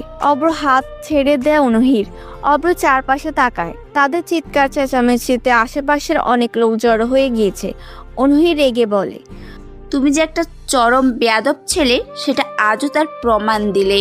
তোমার ভিতরে ন্যূনতম কমন সেন্স নেই, কখন কোথায় কিভাবে কথা বলতে হয় সেটার ধারণাও নেই তোমার। নিজেকে কি ভাবো? হ্যাঁ, কি ভাবো নিজেকে? জানোয়ার একটা ছেলে, পরিবারের মা বাবার শিক্ষার অভাব এই সব ছেলের। এই তুই জানিস উনি কে? উনি আমার কাজিন, আমার দুলা ভাই, দেশের বাইরে ছিল, দেশে আসছে কয়েকদিন হয়েছে। আজকে আমি আর উনি এখানে শপিং করতে এসেছি আমারই বোনের জন্য, তার জন্মদিন বলে সারপ্রাইজ গিফট নিচ্ছি। আমারই ভুল এখানে ওনাকে নিয়ে আসার। এরপর থেকে আমার সামনে আসবি না একদম তুই, ননসেন্স রাবিস একটা ছেলে। আর তোরা কিসের অধিকার আছে আমাকে ধরার? কিসের অধিকার? তোকে কেন বলবো আমি কার সাথে কি করি না করি? তোর গার্লফ্রেন্ড লাগি? হ্যাঁ, স্টুডেন্ট আছিস, স্টুডেন্টের মতোই থাকবি, বেয়াদব। অনহির আর দুলা ভাইয়ের হাত ধরে সেখান থেকে চলে যায়। অব্র আশেপাশে তাকায়, কতগুলো মানুষ তাকে দেখছে। অব্র আর দাঁড়ায় না, স্টোর থেকে বের হয়ে আসে অব্র। পিছন পিছন নেহাল আর সিয়াম আসে। অব্র ওদের সাথে কথা না বলে রিক্সা নিয়ে চলে আসে সোজা বাড়িতে। বাসেরিতে মিটিং হয়, উপস্থিত থাকে বাসেরির চেয়ারম্যান নাহিদ সাহেব, প্রিন্সিপাল, মেয়র, এমপি, রাজীব, রাজ, আরও কয়েকজন মানুষ। নাহিদ সাহেব বলেন, এমপি সাহেব, আপনার ছেলে কিন্তু অনেক ঝামেলা করছে, তাকে সাবধান করুন। সে যে কত বড় অপরাধ করেছে সেটা কি খোঁজ রাখেন? ভার্সিটিতে ড্রাগস ঢোকাতে চাচ্ছে, স্টুডেন্টদেরকে নষ্ট করতে চাচ্ছে। এটার অনুমতি নিতে সে প্রিন্সিপালকে টাকার অফার করেছে, তিনি অনুমতি দেয়নি বলে তার মেয়েকে উঠিয়ে নিয়ে যেতে চাচ্ছে। রাজীব উঠে দাঁড়ালো, রাজের কাছে আসে, রাজের গালে ঠাস করে চর বসিয়ে দেয়। সেখানে থাকা উপস্থিত মামুন সাহেব খুশি হয়েছে, কারণ মামুনি এটা চেয়েছিলেন। রাজ অবাক হয়, তার বাবা অন্যদের কথা শুনে এভাবে চড় মারলো। রাজ গালে হাত দিয়ে বসে থাকে। রাজীব এসে বসলো নিজের চেয়ারে, তারপর চিৎকার করে বলল, হারামি জানোয়ার ছেলে, তুই বিজনেস করবি? প্রিন্সিপালকে বলবি কেন? একাই শুরু করবি, আর তার মেয়েকে তুলে নিয়ে যাওয়ার হুমকি দিবি কেন? তুলে নিয়ে তারপর হুমকি দিবি? কুত্তার বাচ্চা, আমার মতো হতে পারলো না। তোরে দিয়ে কিছু হবে না, আমার ছেলে বলে পরিচয় দিতেই লজ্জা করছে। রাজীবের কথা শুনে সবাই অবাক হলো, সাথে মামুন সাহেবও ভয় পেয়েছেন। এটা কেমন বাবা, তিনি কি করবেন বুঝতে পারছে না। নাহিদ বললেন, দেখুন রাজীব সাহেব, প্রতিষ্ঠানটা কিন্তু আমার আন্ডারে আছে, তাই এসব ড্রাগসের বিজনেস থেকে আপনার ছেলেকে সরে যেতে বলুন, তা না হলে এর ফল ভালো হবে না বলে দিলাম। তাই নাকি? তা চেয়ারম্যান সাহেব, আপনার ক্ষমতা কিন্তু ও বেশিক্ষণ থাকবে না। দেখা যাবে, মিটিং শেষ। নাইচা আর কোনো কথা না বলে সেখান থেকে চলে যায়। রাজীবও চলে যায় রাজকে নিয়ে। তারপর 3 দিন অব্র বাসারিতে আসেনি। অনুহি অবশ্য ক্লাসে অব্রকে খুঁজেছিল, তবে সেটা মনে মনেই। কিন্তু কেন খুঁজেছিল অনুহি তা জানে না। অব্র আজকে বাসারিতে যাচ্ছে, আজকে অনুহিকে সরি বলে নেবে। সে বুঝছে যে জোর করে পটানো যাবে না অনুহিকে। তার প্রথমে অনুহির সাথে একটি বন্ধুত্ব তৈরি করতে চায় অব্র। বাসারিতে আসে অব্র। অন্যদিকে আজকে অনুহির জন্য অপেক্ষা করতে থাকে অব্র। হঠাৎ অনুহি বাসারিতে আসে। অনুহি কোনো দিকে না তাকিয়ে সামনে হেঁটে যেতে থাকে। হঠাৎ অব্র লাফ দিয়ে অনুহির সামনে এসে দাঁড়ায়। অনুহি চমকে ওঠে, বিরক্ত নিয়ে বলে, উফ, কয়েকদিন ছিল না, বেশ ভালোই ছিলাম, আবার বান্দরটা এসে হাজির। একটু কি শান্তিতে থাকতে দিবা না তুমি? ম্যাম একটু দাঁড়াবেন এখানে, আমি দ্রুত বাড়িতে যাব আর আসবো। মানে কেন, কি সমস্যা? কেন দাঁড়াবো? বাড়িতে গিয়ে মায়ের থেকে একটু কাজলটা আনতাম, আপনার কপালে পরিয়ে দিতাম যেন অন্য কারো নজর না লাগে। ঢঙ্গের কথা বলো, যত যাই বলো, তোমাকে আমার বিরক্ত লাগে, মানে বিরক্তই লাগে। একদিন দেখবেন এই বিরক্তিটাই ভালোবাসায় রূপ নিয়েছে। সরো তো, ঢং করো না, রাগ লাগছে খুব। অব্রের পাশ কাটিয়ে অনুহি চলে যেতে থাকে। অব্র পিছন থেকে অনুহিকে ডাক দেয়, ম্যাম। অনুহি তাকালো না। অব্র আবারও জোরে ডাক দেয়, ম্যাম শোনেন। কিন্তু অনুহি শুনছে না, হেঁটে যাচ্ছে। অব্র দৌড়ে গিয়ে অনুহির সামনে এসে দাঁড়ায়। অনুহি রাগে মুড়ে বলে, উফ, আমার সামনে দাঁড়ালে কেন? সরো বলছি। সরি। বাট কিসের জন্য? এতদিন আপনার সাথে এমন ব্যবহার করার জন্য। আসলে ভেবে দেখলাম আমারই অন্যায়। বাপরে, আজকে হঠাৎ কি হলো স্যারের? ভুল হয়ে গেছে ম্যাম, সরি। আর এমন হবে না, আপনি বোঝার চেষ্টা করুন, আমি সিরিয়াস, মাফ করে দিন। ওকে করে দিলাম, এবার সরো সামনে থেকে। আপনি এত রাগী কেন? তোমাকে বলতে হবে নাকি? এত রাগেন কেন? আপনি রাগলে আপনাকে সে লাগে, তখন মন তোমাকে না। অব্র আর কিছু বলল না, দৌড়ে সেখান থেকে চলে যায় বন্ধুদের কাছে। নিহাল বলল, কে রে, দৌড়ালি কেন? এমনিতে। হ্যাঁ, আমরা জানি কেন দৌড়াচ্ছিস। তাহলে জানতে চাইলি কেন? শর্ট। আচ্ছা, ভুল হয়ে গিয়েছে, পা ধর, ক্ষমা করে দিচ্ছে। শর্ত। ওরা আরো কিছু বলতে যাচ্ছিল, কিন্তু হঠাৎ অব্রের ফোনে কল আসে একটা। অব্র ফোনের স্ক্রিনের দিকে তাকিয়ে থাকে। বন্ধুরা অব্রকে ডাক দেয়, অব্র শোনে না। ফোনটা পকেটে রেখে নেহালকে বলল, থাক তোরা, আমি আসছি। কিরে, কোথায় যাস? একটু যেতে হবে আমার। কেন? থাক তোরা। সিয়াম, তোর ট্যাক্সিটা আমাকে দে তো।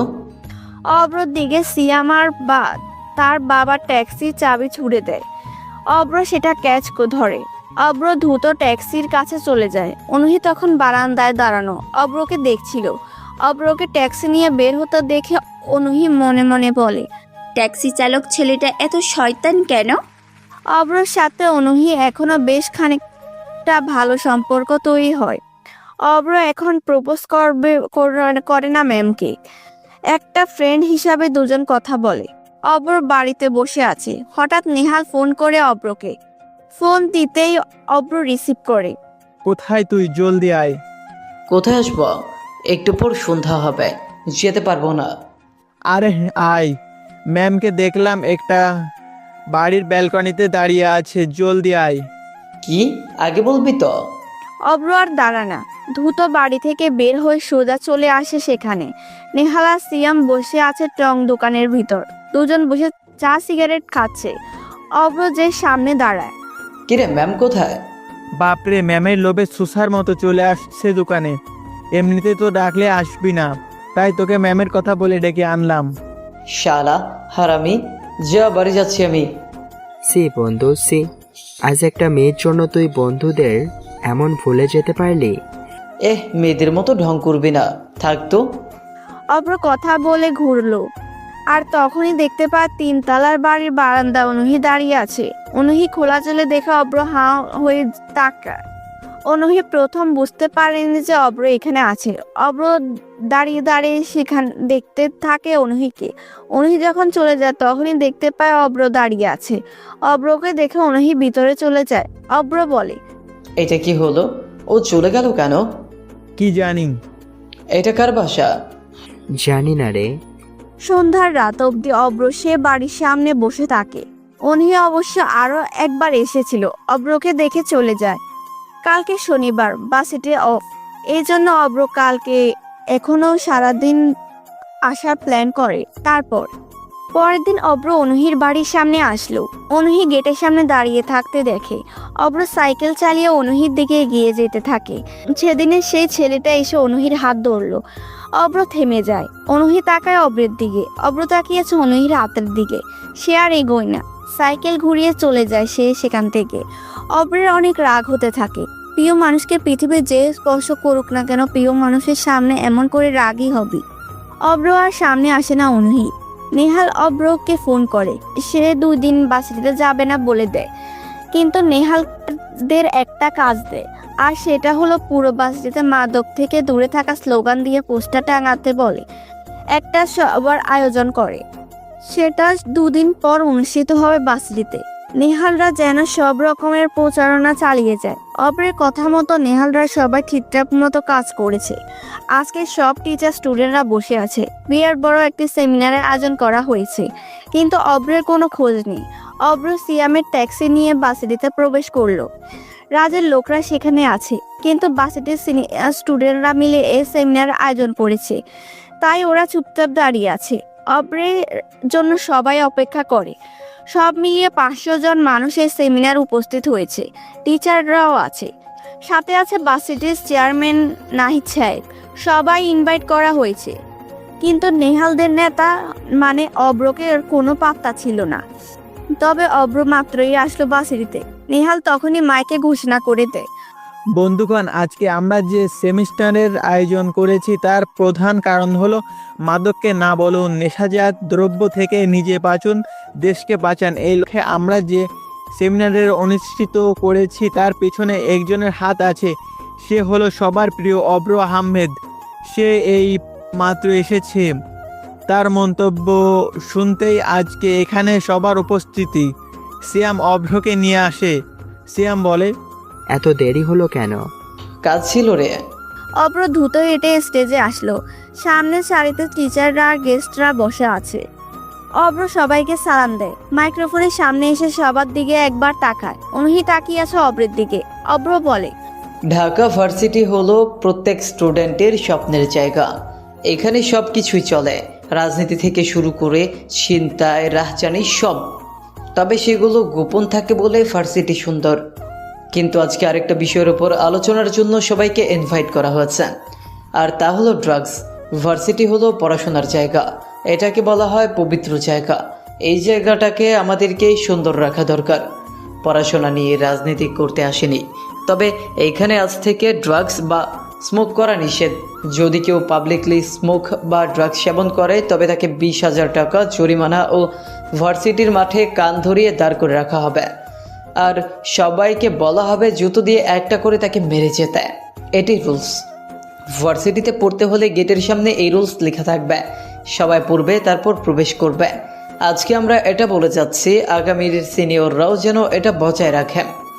যদি বলেন মগের মূলত নাকি যা ইচ্ছা ভার্সিটিতে করব, আমরা বলার কে? আসলে আপনি ভুল ভাবছেন। যে কেউ এমনটা ভেবে কোনো খারাপ কাজ করলে তার জন্য যে কি অপেক্ষা করছে সে জানে না। রুলস করে গেলাম, আপনাদের দ্বিমত গ্রহণের জন্য আসেনি, বরং জানানোর জন্য এসেছে। এরপর দেখতে চাই কে আমাদের এই রুলসের বিপক্ষে কথা বলে। কারো কাছে বিচার দিবেন, সেটা যা ইচ্ছে করতে পারেন। কোনো নেতাকে ডাকবেন, কোনো সমস্যা নেই। খুব শীঘ্রই সিসি ক্যামেরা লাগানো হবে ভার্সিটিতে, আর এটা আপনাদের টাকাতেই করা হবে। সবার থেকে চাঁদা তুলে সিসি ক্যামেরা বসানো হবে সব জায়গাতে। আশা করি বুঝতে পেরেছেন। নেহাল, সবাইকে নাস্তা করিয়ে বিদায় দে। অব্র তার বক্তব্য শেষ করে স্টেজ থেকে নেমে যায়। অনেক সাংবাদিকরাও এসেছে, কারণ এটা ঢাকা ভার্সিটি। এমন একটা সেমিনার হলো, সবাই আসবে। সাংবাদিকদের সবকিছু বুঝিয়ে বলতে থাকে অব্র। পুরো ভার্সিটিতে অব্র তখন অগর্ষিক নেতা হয়ে গেল। ছাত্রলীগ নেতা রাজের দিকে অব্র যেন বিরাট ফেমাস হয়ে গেছে। রাজের কাছে আসে সাকিব। ওই মালটা কে রে? ভাই সেই তো আমাদের পাঠিয়েছিল। সেই দিন রাস্তায় আমরা ওর কাছে মার খেয়েছিলাম। তাকে থামাও ভাই, না হলে সে না চাইলেও স্টুডেন্টরা সবাই ওকে ছাত্রনেতা হিসেবে মেনে নেবে। কিন্তু মালটার উপরে নজর রাখতো, ওরে পুরো খেয়ে দেব। ঠিক আছে ভাই, সাংবাদিক আসছে, তোমাকে প্রশ্ন করতে পারে সে এসব নিয়ে একমত কিনা। তুমিও হ্যাঁ হ্যাঁ বলবা এখন, না হলে ফেঁসে যাবে কিন্তু। রাজ সাকিবকে কথা মতো সাংবাদিকের সাথে ঠিকঠাক মতো কথা বলে। সেমিনার শেষ হয়, সব স্টুডেন্ট যে যার মতো করে চলে যায়। অব্রা বসে আছে স্টেজে, পা ঝুলিয়ে ওরা গ্রুপে বসে আলু চপ খাচ্ছে, সাথে কুল ড্রিঙ্কসও আছেই। তখনই একটা গাড়ি এসে থামলো ওদের সামনে। গাড়ি থেকে বাসের চেয়ারম্যান সাহেব নামলো। অব্র সালাম দেয়। নাহিদ সাহেব এসে অব্রর সামনে দাঁড়ালো। অব্র বলল, ভালোই কাজ করেছো। তা তোমরা সব কিছু সামলাতে পারবে তো? যত প্রকার হেল্প লাগবে আমাকে জাস্ট জানাবে। আমি সব কিছু দিয়ে তোমার ওই কর্মসূচিকে সামনে এগিয়ে নিতে সাহায্য করব। আর অভ্র, এই নাও বাসার ঠিকানা। দেখা করিও তুমি, প্রিন্সিপাল স্যার তোমাকে ডেকেছে, দেখা করে আসো। নাহিদ সাহেবের কথাগুলো বলে সেখান থেকে চলে যায়। অব্ররা পুরো বাসেটির হিরো বনে গেছে। সবাই এসে গেছে খাতির যত্ন করতে। অব্রদেরকে ঘিরে সবাই এখন আগ্রহ। অনুহি ম্যামকে দেখছে অব্র, দৌড়ে ম্যামের দিকে যায়। অব্র অনুহির পাশে হাঁটতে থাকে। অনুহি বলে, যে বাড়ির সামনে ঘুরঘুর করো না, ওটা আমার সেই দুলা ভাইয়ের বাড়ি। বেড়াতে গিয়েছিলাম। আর এখানে কি করছো? তুমি না ভার্সিটির খারাপ কাজ দমনের কাজ করছো? তাহলে ম্যামকে লাইন মারতে আসছো কেন শুনি? আপনি কি আমাদের বাড়িতে যাবেন? কেন? তোমাদের বাড়িতে কেন যাব? আসলে মা বলেছে বাসায় আসার সময় মিষ্টি নিয়ে যেতে। আপনি তো পুরাই একটা মিষ্টির ডিব্বা, তাই ভাবছি আপনাকে বাড়িতে নিয়ে যাব। ওরে আমার সস্তা প্রেমিক রে, সামনে থেকে যাও যাও। ম্যাম, আপনাকে লাইন মারাটা কোনো খারাপ কাজ না, বরং আপনি আমার ভালোবাসাটা গ্রহণ করেন না, সেটাই খারাপ কাজ। আপনাকে দেখলে আমার চুমু দিতে ইচ্ছে করে। উফ, তোমাকে না বলেছি প্রপোজ করবা না? খুবই বিরক্তি লাগে। আমার সামনে আসবে না তুমি, যাও। অব্র চলে আসে সেখান থেকে। অনুহি রেগে গিয়েছে, কিন্তু কেন? অনুহি এমনি তো ঠিকঠাক মতো কথা বলে। যখনই অব্র ভালোবাসা নিয়ে কিছু বলে তখনই অনুহি রেগে যায়, বিরক্ত হয়। অব্র এসব একদম ভালো লাগে না। ওর মন চায় অনুহিকে কিডন্যাপ করে নিয়ে যেতে, কিন্তু অব্র তাকে জোর করবে না, বরং ভালোবাসবে, তাকে কাছে পেতে চায়। অব্র এবার আর পারছে না, সিদ্ধান্ত নেয় অনুহির সাথে সে সব একদম ঠিক করে, নয়তো আর না। কয়েক মাস হলো অব্র অনুহির পিছনে পড়ে আছে। কত অপমান সহ্য করেছে অব্র, কিন্তু ম্যাম কখনো তার কথা বোঝেনি, তার ভালোবাসা বোঝেনি। অব্র ফাইনালি অনুহিকে প্রপোজ করার সিদ্ধান্ত নিল। সেজন্য দেরি না করে অনুহির কাছে যায়। অনুহি তখন জুনিয়রদের ক্লাস নিচ্ছিল। দরজার সামনে থেকে ডাক দিয়ে বলে, ম্যাম একটু শুনবেন, দরকার আছে। কি ব্যাপার? তুমি এখানে কেন? কি করতে আসছো? ম্যাম, আপনার সাথে আমার একটা জরুরি কথা ছিল। আচ্ছা বলো, কি কথা? এখানে বলা যাবে না। কালকে ভার্সিটির পাশের পার্কটা আছে, সেখানে আসবেন বিকেলে। নো, আমি যাব না। যা বলার এখানেই বলো। যেতেই হবে, না হলে আমি কিন্তু আপনার পিছু ছাড়বো না বলে দিলাম। আপনার কাছে একদিন সময়, আসবেন কিনা ভাবতে থাকবেন, আমি অপেক্ষা করব। যদি না আসেন তাহলে আপনারই পরে বিপদ, ভাবুন। ওকে? তুমি আসলে অনেক বেয়াদব। ম্যামকে ব্ল্যাকমেল করো। অপেক্ষা করব কিন্তু। অব্র চলে আসে সেখান থেকে। ভালোবাসার কথাটা বলতে না পেরে, তাকে নিজের করে না পেয়ে অব্র অনেক কষ্ট পাচ্ছে। বাসের কারোর সামনে সে প্রপোজ করতে পারবে না, তাই অনুহিকে পার্কে আসতে বলেছে। পরের দিন অব্র পার্কে এসে বসেছে। পার্কে বসে অনুহির জন্য অপেক্ষা করছে অব্র। অনুহি আসার নাম নেই। 4টা বেজে গিয়েছে, আর 2 ঘন্টা পার্ক খোলা থাকবে। অব্র পায়চারি করে 4:30টার দিকে অনুহি আসে। অব্র সামনে দাঁড়ায়। খোপা করা অনুহি একটা বেলি ফুলের মালা হাতে, নীল চুড়ি, নীল ড্রেস পরা, বেশ সুন্দর লাগছে অনুহিকে। অব্র তাকিয়ে থাকে অনুহির দিকে। অনুহি দ্রুত বলে, কি বলার জন্য ডাকলা? বলো। তোমার জন্য বাসা থেকে মিথ্যে কথা বলে আসতে হলো। এই তো, তার মানে আমার প্রেমে পড়েছেন। প্রেমে পড়লে মানুষ মিথ্যা কথা বলে। উফ, ফাজলামি বাদ দিয়ে কি বলতে ডাকলে সেটা বলবা নাকি আমি চলে যাব? না না, বলছি দাঁড়া। অব্র আশেপাশে তাকালো। ভালো লোকজন ঘোরাঘুরি করছে পার্কটাতে। অব্র পকেট থেকে একটি সাদা গোলাপ বের করে হাঁটু গেড়ে বসে অনুহির দিকে ফুলটা এগিয়ে দেয়। আমি তোমাকে সেই প্রথম দেখাতেই ভালোবেসে ফেলেছি অনুহি। তোমাকে নিয়ে কল্পনা সাজায়, সেখানে তোমাকে জড়িয়ে ধরিয়ে তুমি বুকে থাকলে হিম শীতল হয়ে আসে আমার সমস্ত হৃদয়। তুমি আমার একটা ঘুমের মেডিসিন। ভালো ঘুম হয়, তোমার যে কোনো কথাই কান মনে হয়, যে কোনো গল্পের ভিতরে পরিচিত ভঙ্গিতে ঢুকে যায় রোম্যান্টিকতা। তুমি না থাকলে অস্থির অস্থির লাগে, মেঘের মতো ভাঙতে থাকে আমার মন। দুঃখরা দল বেঁধে ফিরে আসে অসময়ে আসা জ্বরের মতো, একটা ছেঁড়া বোতামের মতো নিজের কাছে একা লাগে। কিভাবে যে তোমারে বোঝায়? তুমি ভালোবাসলে আমি অবুঝ শিশু, তুমি না থাকলে এসব বৃদ্ধ অজকরের মতো দীর্ঘ হওয়া অসহায় রাতের কথা আমি বলবো কার কাছে? এই জন্য তুমি আমার হয়েই থেকে যাও। কথাগুলো শেষ করে উঠে দাঁড়ালো অব্র। এতক্ষণ অনেক অব্র আর অনুহিকে দেখছে। এরকম দৃশ্য কেউ মিস করে নাকি? হাঁটু মুড়ে বসে প্রপোজটা করে অনেক অনেক রেয়ার, সবাই দেখছে। অব্র উঠে দাঁড়ালো আর সাথে সাথে অনুহি অব্রের গালে কষে একটি জোরে চর বসিয়ে দেয়। চরের আওয়াজ হয় বেশ জোরে। সবাই তাকিয়েছিল ওদের দিকে। অব্র গালে হাত দেয়। অব্রের মাথায় ঝিম ঝিম করে উঠে চর খেয়ে অব্র মাথা নিচু করে নিল। অনুহি বলল, কুকুরের ল্যাজ কখনো সোজা হয় না, ঠিক তেমনই তুইও ঠিক হবি না কখনো। তোকে ক্ষমা করার ঠিক ভুল ছিল। তোর সাহস কি করে হয় আমাকে প্রপোজ করার? আমি তো ভার্সিটির ম্যাম হই। ম্যাম তোর থেকে কত বছরের সিনিয়র জানিস তুই? নিজের চেহারার দিকে তাকা তুই। আর তাছাড়া তোর মতো ট্যাক্সি ড্রাইভারের সাথে আমি করব প্রেম? আমার পিছে কারা ঘুরে জানিস? থাক সেসব, তোকে বলার প্রয়োজন মনে করি না। Bloody nonsense coward, go to hell. আমার সামনে আসবি না তুই, কখনো কখনো না। অনুহির কথাগুলো বলে চলে যায়। অব্র বেঞ্চে গিয়ে বসে মাথা নিচু করে কেঁদে চলেছে। এত বড় একটা ছেলে কখনো কারো হাতে অপমান হয়নি। অব্র সিদ্ধান্ত নেয় সে আর বাসেতে আসবে না। তবে নেহালকে সবকিছু বুঝিয়ে দেয়। নেহাল ফোন দেয় অব্র। কিরে, কোথায় আছিস? তোর বাড়িতে গেলাম, আন্টি বলল তুই নাকি কোথায় যাবি বলে বের হয়েছিস। হ্যাঁ, আমি গ্রামে যাচ্ছি, সেখানে থাকতে হবে কিছুদিন। তুই সব কিছু সামলে রাখবি, ফিরতে দেরি হবে। আর কেউ যদি আমার খোঁজ করে বলবি আমার ফোন অফ, যোগাযোগ করা যাচ্ছে না। কথাগুলো বলে অব্র ফোন কেটে দেয়।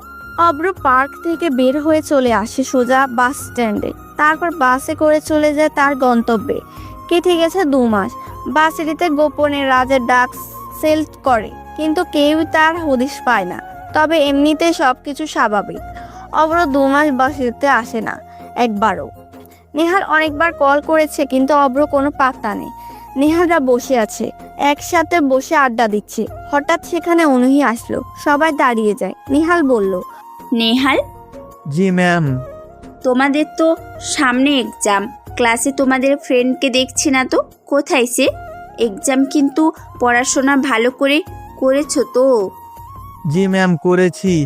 আর আমরা তো সবাই ক্লাস করি, কাকে খুঁজতেছেন? ওই যে তোমাদের মতো, মানে বান্দর। অভ্রটা কোথায়? ও, অব্র জানি না ম্যাম। 2 মাস ধরে ওর ফোন বন্ধ। বাসায় গিয়েছিলাম, আন্টিরা বলল গ্রামে গিয়েছি, কিন্তু কারোর সাথে কথা বললো না। এতদিন ভার্সিটিতে আসছে না এই ছেলে, পড়াশোনা করতে কে বলে? অনুহি আর কিছু না বলে সেখান থেকে চলে যায়।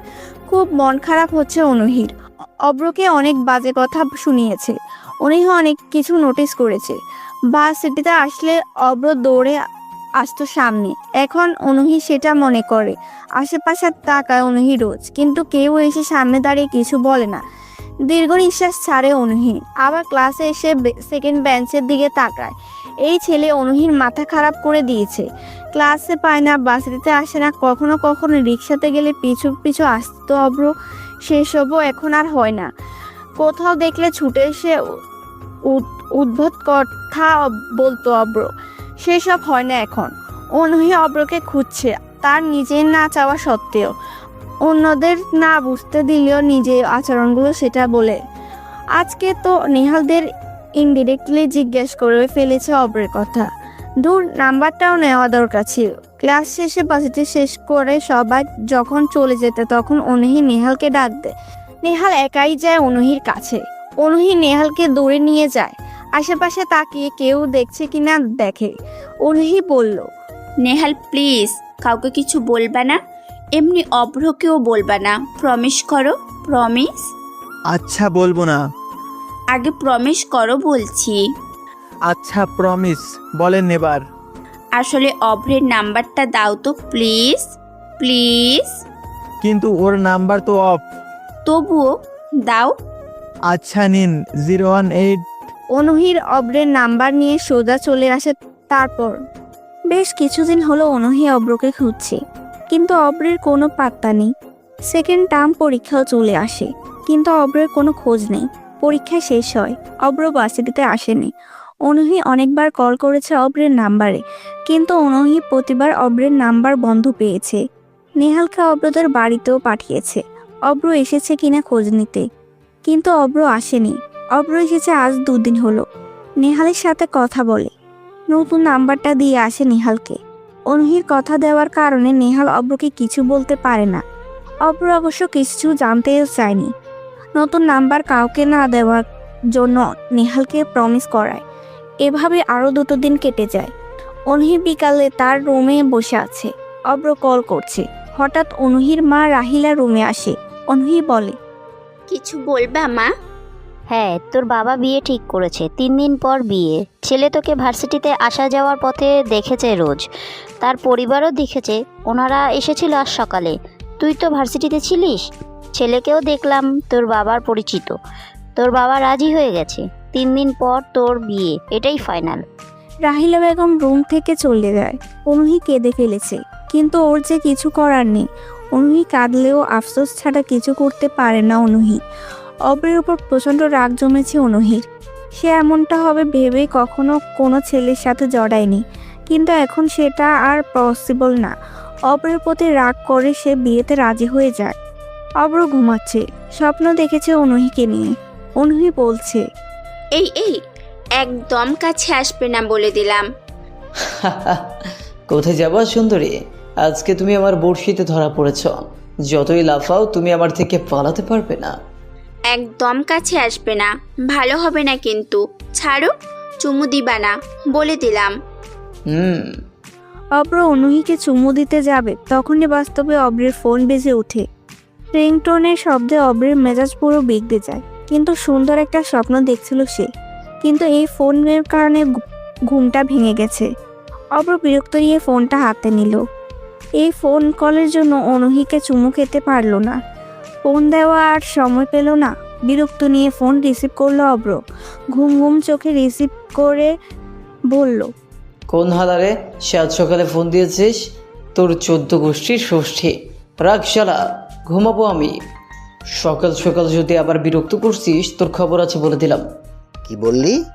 কটা বাজে ঘড়িতে দেখ, 12:30 বেজে গিয়েছে। আর এটা তো সকাল হয়?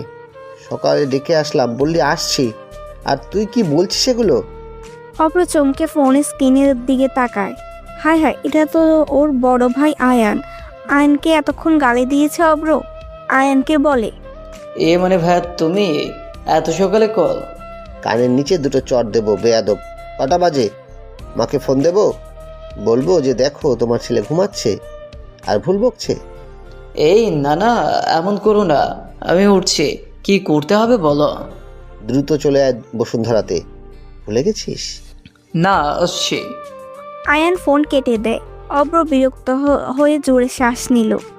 দূর, অব্রের কোনো কিছুই ভালো লাগে না। চুল দাড়ি কিছুটা বড় হয়ে গেছে, কাটতে ভালো লাগে না অব্রের। অব্র দ্রুত গোসল করে ফেলল। কিছু খেতে ইচ্ছে করে না ওর, একটু হাঁটাহাঁটি করতে হবে। একটা কফি বানিয়ে ছাদে উঠল অব্র। ঝিরি ঝিরি বৃষ্টি পড়ছে। কফির মগে চুমু দিতে দিতে অনুহির কথা ভাবতে থাকে। অনুহিকে দেখতে ইচ্ছে করছে বেশ, কিন্তু অনুহির সামনেও আর যাবে না। হঠাৎ আবার ওর ভাইয়ের ফোন। কিরে কোথায়? দুপুর হয়ে যাচ্ছে, জলদি আয়। ডিনার পার্টি না, এটা বুঝেছিস? হ্যাঁ রেডি হচ্ছি ভাইয়া। অব্র ফোন কেটে নিয়ে নিচে চলে যায়। ডাক সবুজ কালারের একটি পাঞ্জাবি পরে বাইকে নিয়ে বের হলো অব্র, কিন্তু কোথায় যাবে অব্র জানে না। সকালে বাড়ি থেকে যখন সবাই বের হচ্ছিল তখন ভাবি বললেন, মায়ের বান্ধবীর বাসায় যাব, তুমি জলদি এসো, সবার দাওয়াত আছে। কিন্তু অব্র তো চিনেই না। আয়নের ফোন দেয় অব্র, আয়ন থেকে লোকেশন নিয়ে সেদিকে চলে যায়।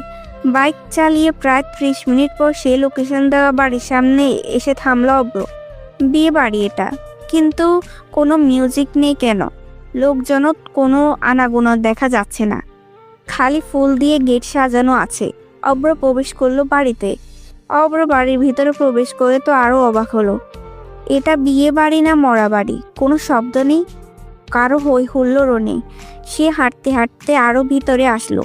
মানুষজন দেখা যাচ্ছে, কিন্তু সবার চেহারা কেমন একটা চাপা, মন খারাপ লেগে আছে। অব্র সবার মুখের দিকে তাকাচ্ছে, ওর পরিচিত কাউকে দেখতে পারছে না। একবার ভাবছে সে ভুল বাড়িতে হয়তো ঢুকে পড়েছে। সবাই মন খারাপ করে বসে আছে। অব্র বুঝতে পারছে না কি হয়েছে। হঠাৎ বাড়ির এক কোণায় আয়ান, ভাবি, অব্রের মা বাবা আশরাফ চৌধুরী বসে আছেন। অব্র দ্রুত তাদের কাছে আসলো। সবাই বেশ গম্ভীরভাবে বসে আছে। কি হয়েছে অব্র আগে বোঝার চেষ্টা করে, কিন্তু কিছুই বুঝতে পারছে না। তবে ওনাদের সামনে বলে, কি ব্যাপার, এটা বিয়ে বাড়ি না মরা বাড়ি? সবার মুখে এমন কেন হয়ে আছে? বলছি বউ কি কবুল বলতে গিয়ে মরে গেছে স্ট্রোক করে, নাকি বর আসতে গিয়ে রাস্তায় অ্যাক্সিডেন্ট করে মরছে? অব্রের কথা শুনে ওর মা কণা বেগম রাগে চোখে তাকায়। অব্র ভয়ে চুপসে গেল। কণা বেগম কিছু না বলে বাসায় ভিতরে চলে গেল। অব্র আবারও বোকার মতো মানুষের মুখের দিকে তাকাচ্ছে। অয়ন এসে অব্রের কাছে অয়নকে বলে, ভাই কি হয়েছে, কেউ মরছে? এস কেন যে দুপুরে বাসা থেকে না খেয়ে বের হলাম? ভাবে কিছু রান্না করে রাখলে ভালো হতো বলো। চুপ কর বান্দর ছেলে। শোন, বর নাকি একটা মেয়েকে ভালোবাসে, তাকে নিয়ে পালিয়ে গেছে একটু আগে। ও কি দুঃখ, সব শেষ। আমি ভেবেছিলাম ভালো মন্দ খাবো আর আমি বসে, সেটার হলো না। আর তোমাকে যখন ফোন করেছিলাম তখন বললেই পারতা যে বিয়ে হবে না, তাহলে আমি আসতাম না। আমাকে খালি খালি এখানে রাখলে। আমি তো বলতে চাইছিলাম, কিন্তু মা বারণ করলো তাই বলিনি। মাঝে মাঝে কি করে বুঝি না, বিয়ে যখন হবে না তখন চাই থাকো তোমরা। অব্র কথাটা বলে সামনে পা বাড়ায়। ঠিক তখনই পিছন থেকে কণা বেগম বললেন, বিয়ে হবে। অব্র দ্রুত পেছন গড়ে বাড়িতে উপস্থিত থাকা মানুষজন কণা বেগমের দিকে তাকালেন। সবার থেকে অব্র কৌতূহলী হয়ে প্রশ্ন করলেন, বাহ ভালো তো, যাক বিয়েটা অন্তত খেতে পারছি, কাছে যেন কম না পড়ে। তা মা বরকে ফিরে এসেছে তো? ওই ছেলে না আসলে তাই কি, বিয়ে তো হবেই, আর সেটা হবে আমার ছোট ছেলে অভ্রের সাথে। আমার বান্ধবীর সাথে কথা বলেছি, ভাইও সিদ্ধান্ত দিয়েছে বিয়ে হবে এই আসরে। অভ্র, তোর সাথে কনের বিয়ে। কণা বেগমের কথা শুনে অব্র যেন হাজার বোল্টের শক খেলো। চোখের সামনে অনহির চেহারা বেসে উঠল অব্রের। কি করবে সে? বুকের ভেতর কেমন মোচড় দিতে শুরু করেছে। গলা শুকিয়ে যাচ্ছে অব্রের। কণা বেগমের কথা শুনে আয়ান, তানিয়া, আশরাফ চৌধুরী কণা বেগমের দিকে অবাক হয়ে তাকিয়ে আছে। অব্র অনহি ছাড়া কিভাবে বিয়ে করবে? আস্তে গলায় বলল, মা তুমি কি বলছো, পাগল? হ্যাঁ, আমি ঠিক বলছি, পাগল হইনি। মেয়ে ভালো, আমি জানি। আমার বান্ধবীর মেয়ে অনেক লক্ষ্মী মেয়ে। আর অভ্র তো বিয়ের বয়স পার করে দিয়েছে। বিয়ে এখনই এখানে আর এই মেয়ের সাথে হবে। মা আমি এই বিয়ে করবো না। দেখ অভ্র, আমি তোর মা, মা কখনো সন্তানের খারাপ চায় না। মায়ের আদেশ অমান্য করবি তুই? এই বিয়ে তোকে করতে হবে, না হলে আমার বান্ধবীর পরিবারের সম্মান কোথায় যাবে? এখনই ভিআইপি গেস্টরা আসা শুরু করবে। মেয়েটাকে সবাই নানান কথা বলবে। এটা আমি বেঁচে থাকতে কখনো হতে দেব না। বিয়ে করবি নাকি আমাকে মা ডাকা বন্ধ করবি, এবার তুই ভাব। কিন্তু মা তাই বলে তুমি আমাকে বলির পাঠা বানাবে? মা আমি এই বিয়ে করবো না। ভাবি, আব্বা, তোমরা কিছু বলো। আমার কি বিয়ের বয়স হচ্ছে? আর তাছাড়া এইভাবে কখনো হয় না, বিয়ের বয়স হয়নি তোর। তোর তো নাক টিপলে দুধ বের হয়। ওফ বাবা, তুমিও মজা নিচ্ছ। ভাবি, তোমরা কিছু বলো। এইভাবে চুপচাপ দাঁড়িয়ে কেন? বিয়ে করিনি, তাহলে আমি একটা গল্প করার সাথী পাবো। তোর ভাই তো বাড়িতে থাকে না তেমন, মা আর আমি কি করব? লোক থাকলে ভালো হবে, বুঝলি? হ্যাঁ, বলে দে। হ্যাঁ করে নে, মায়ের উপরে কেউ কথা বলেনি। ভালোই হবে মেয়েটা। তোমরা সবাই হিটলার। আমার মতো পিচ্ছি পোলার লগে এটা করতে পারলা? আমি এখন কি করব?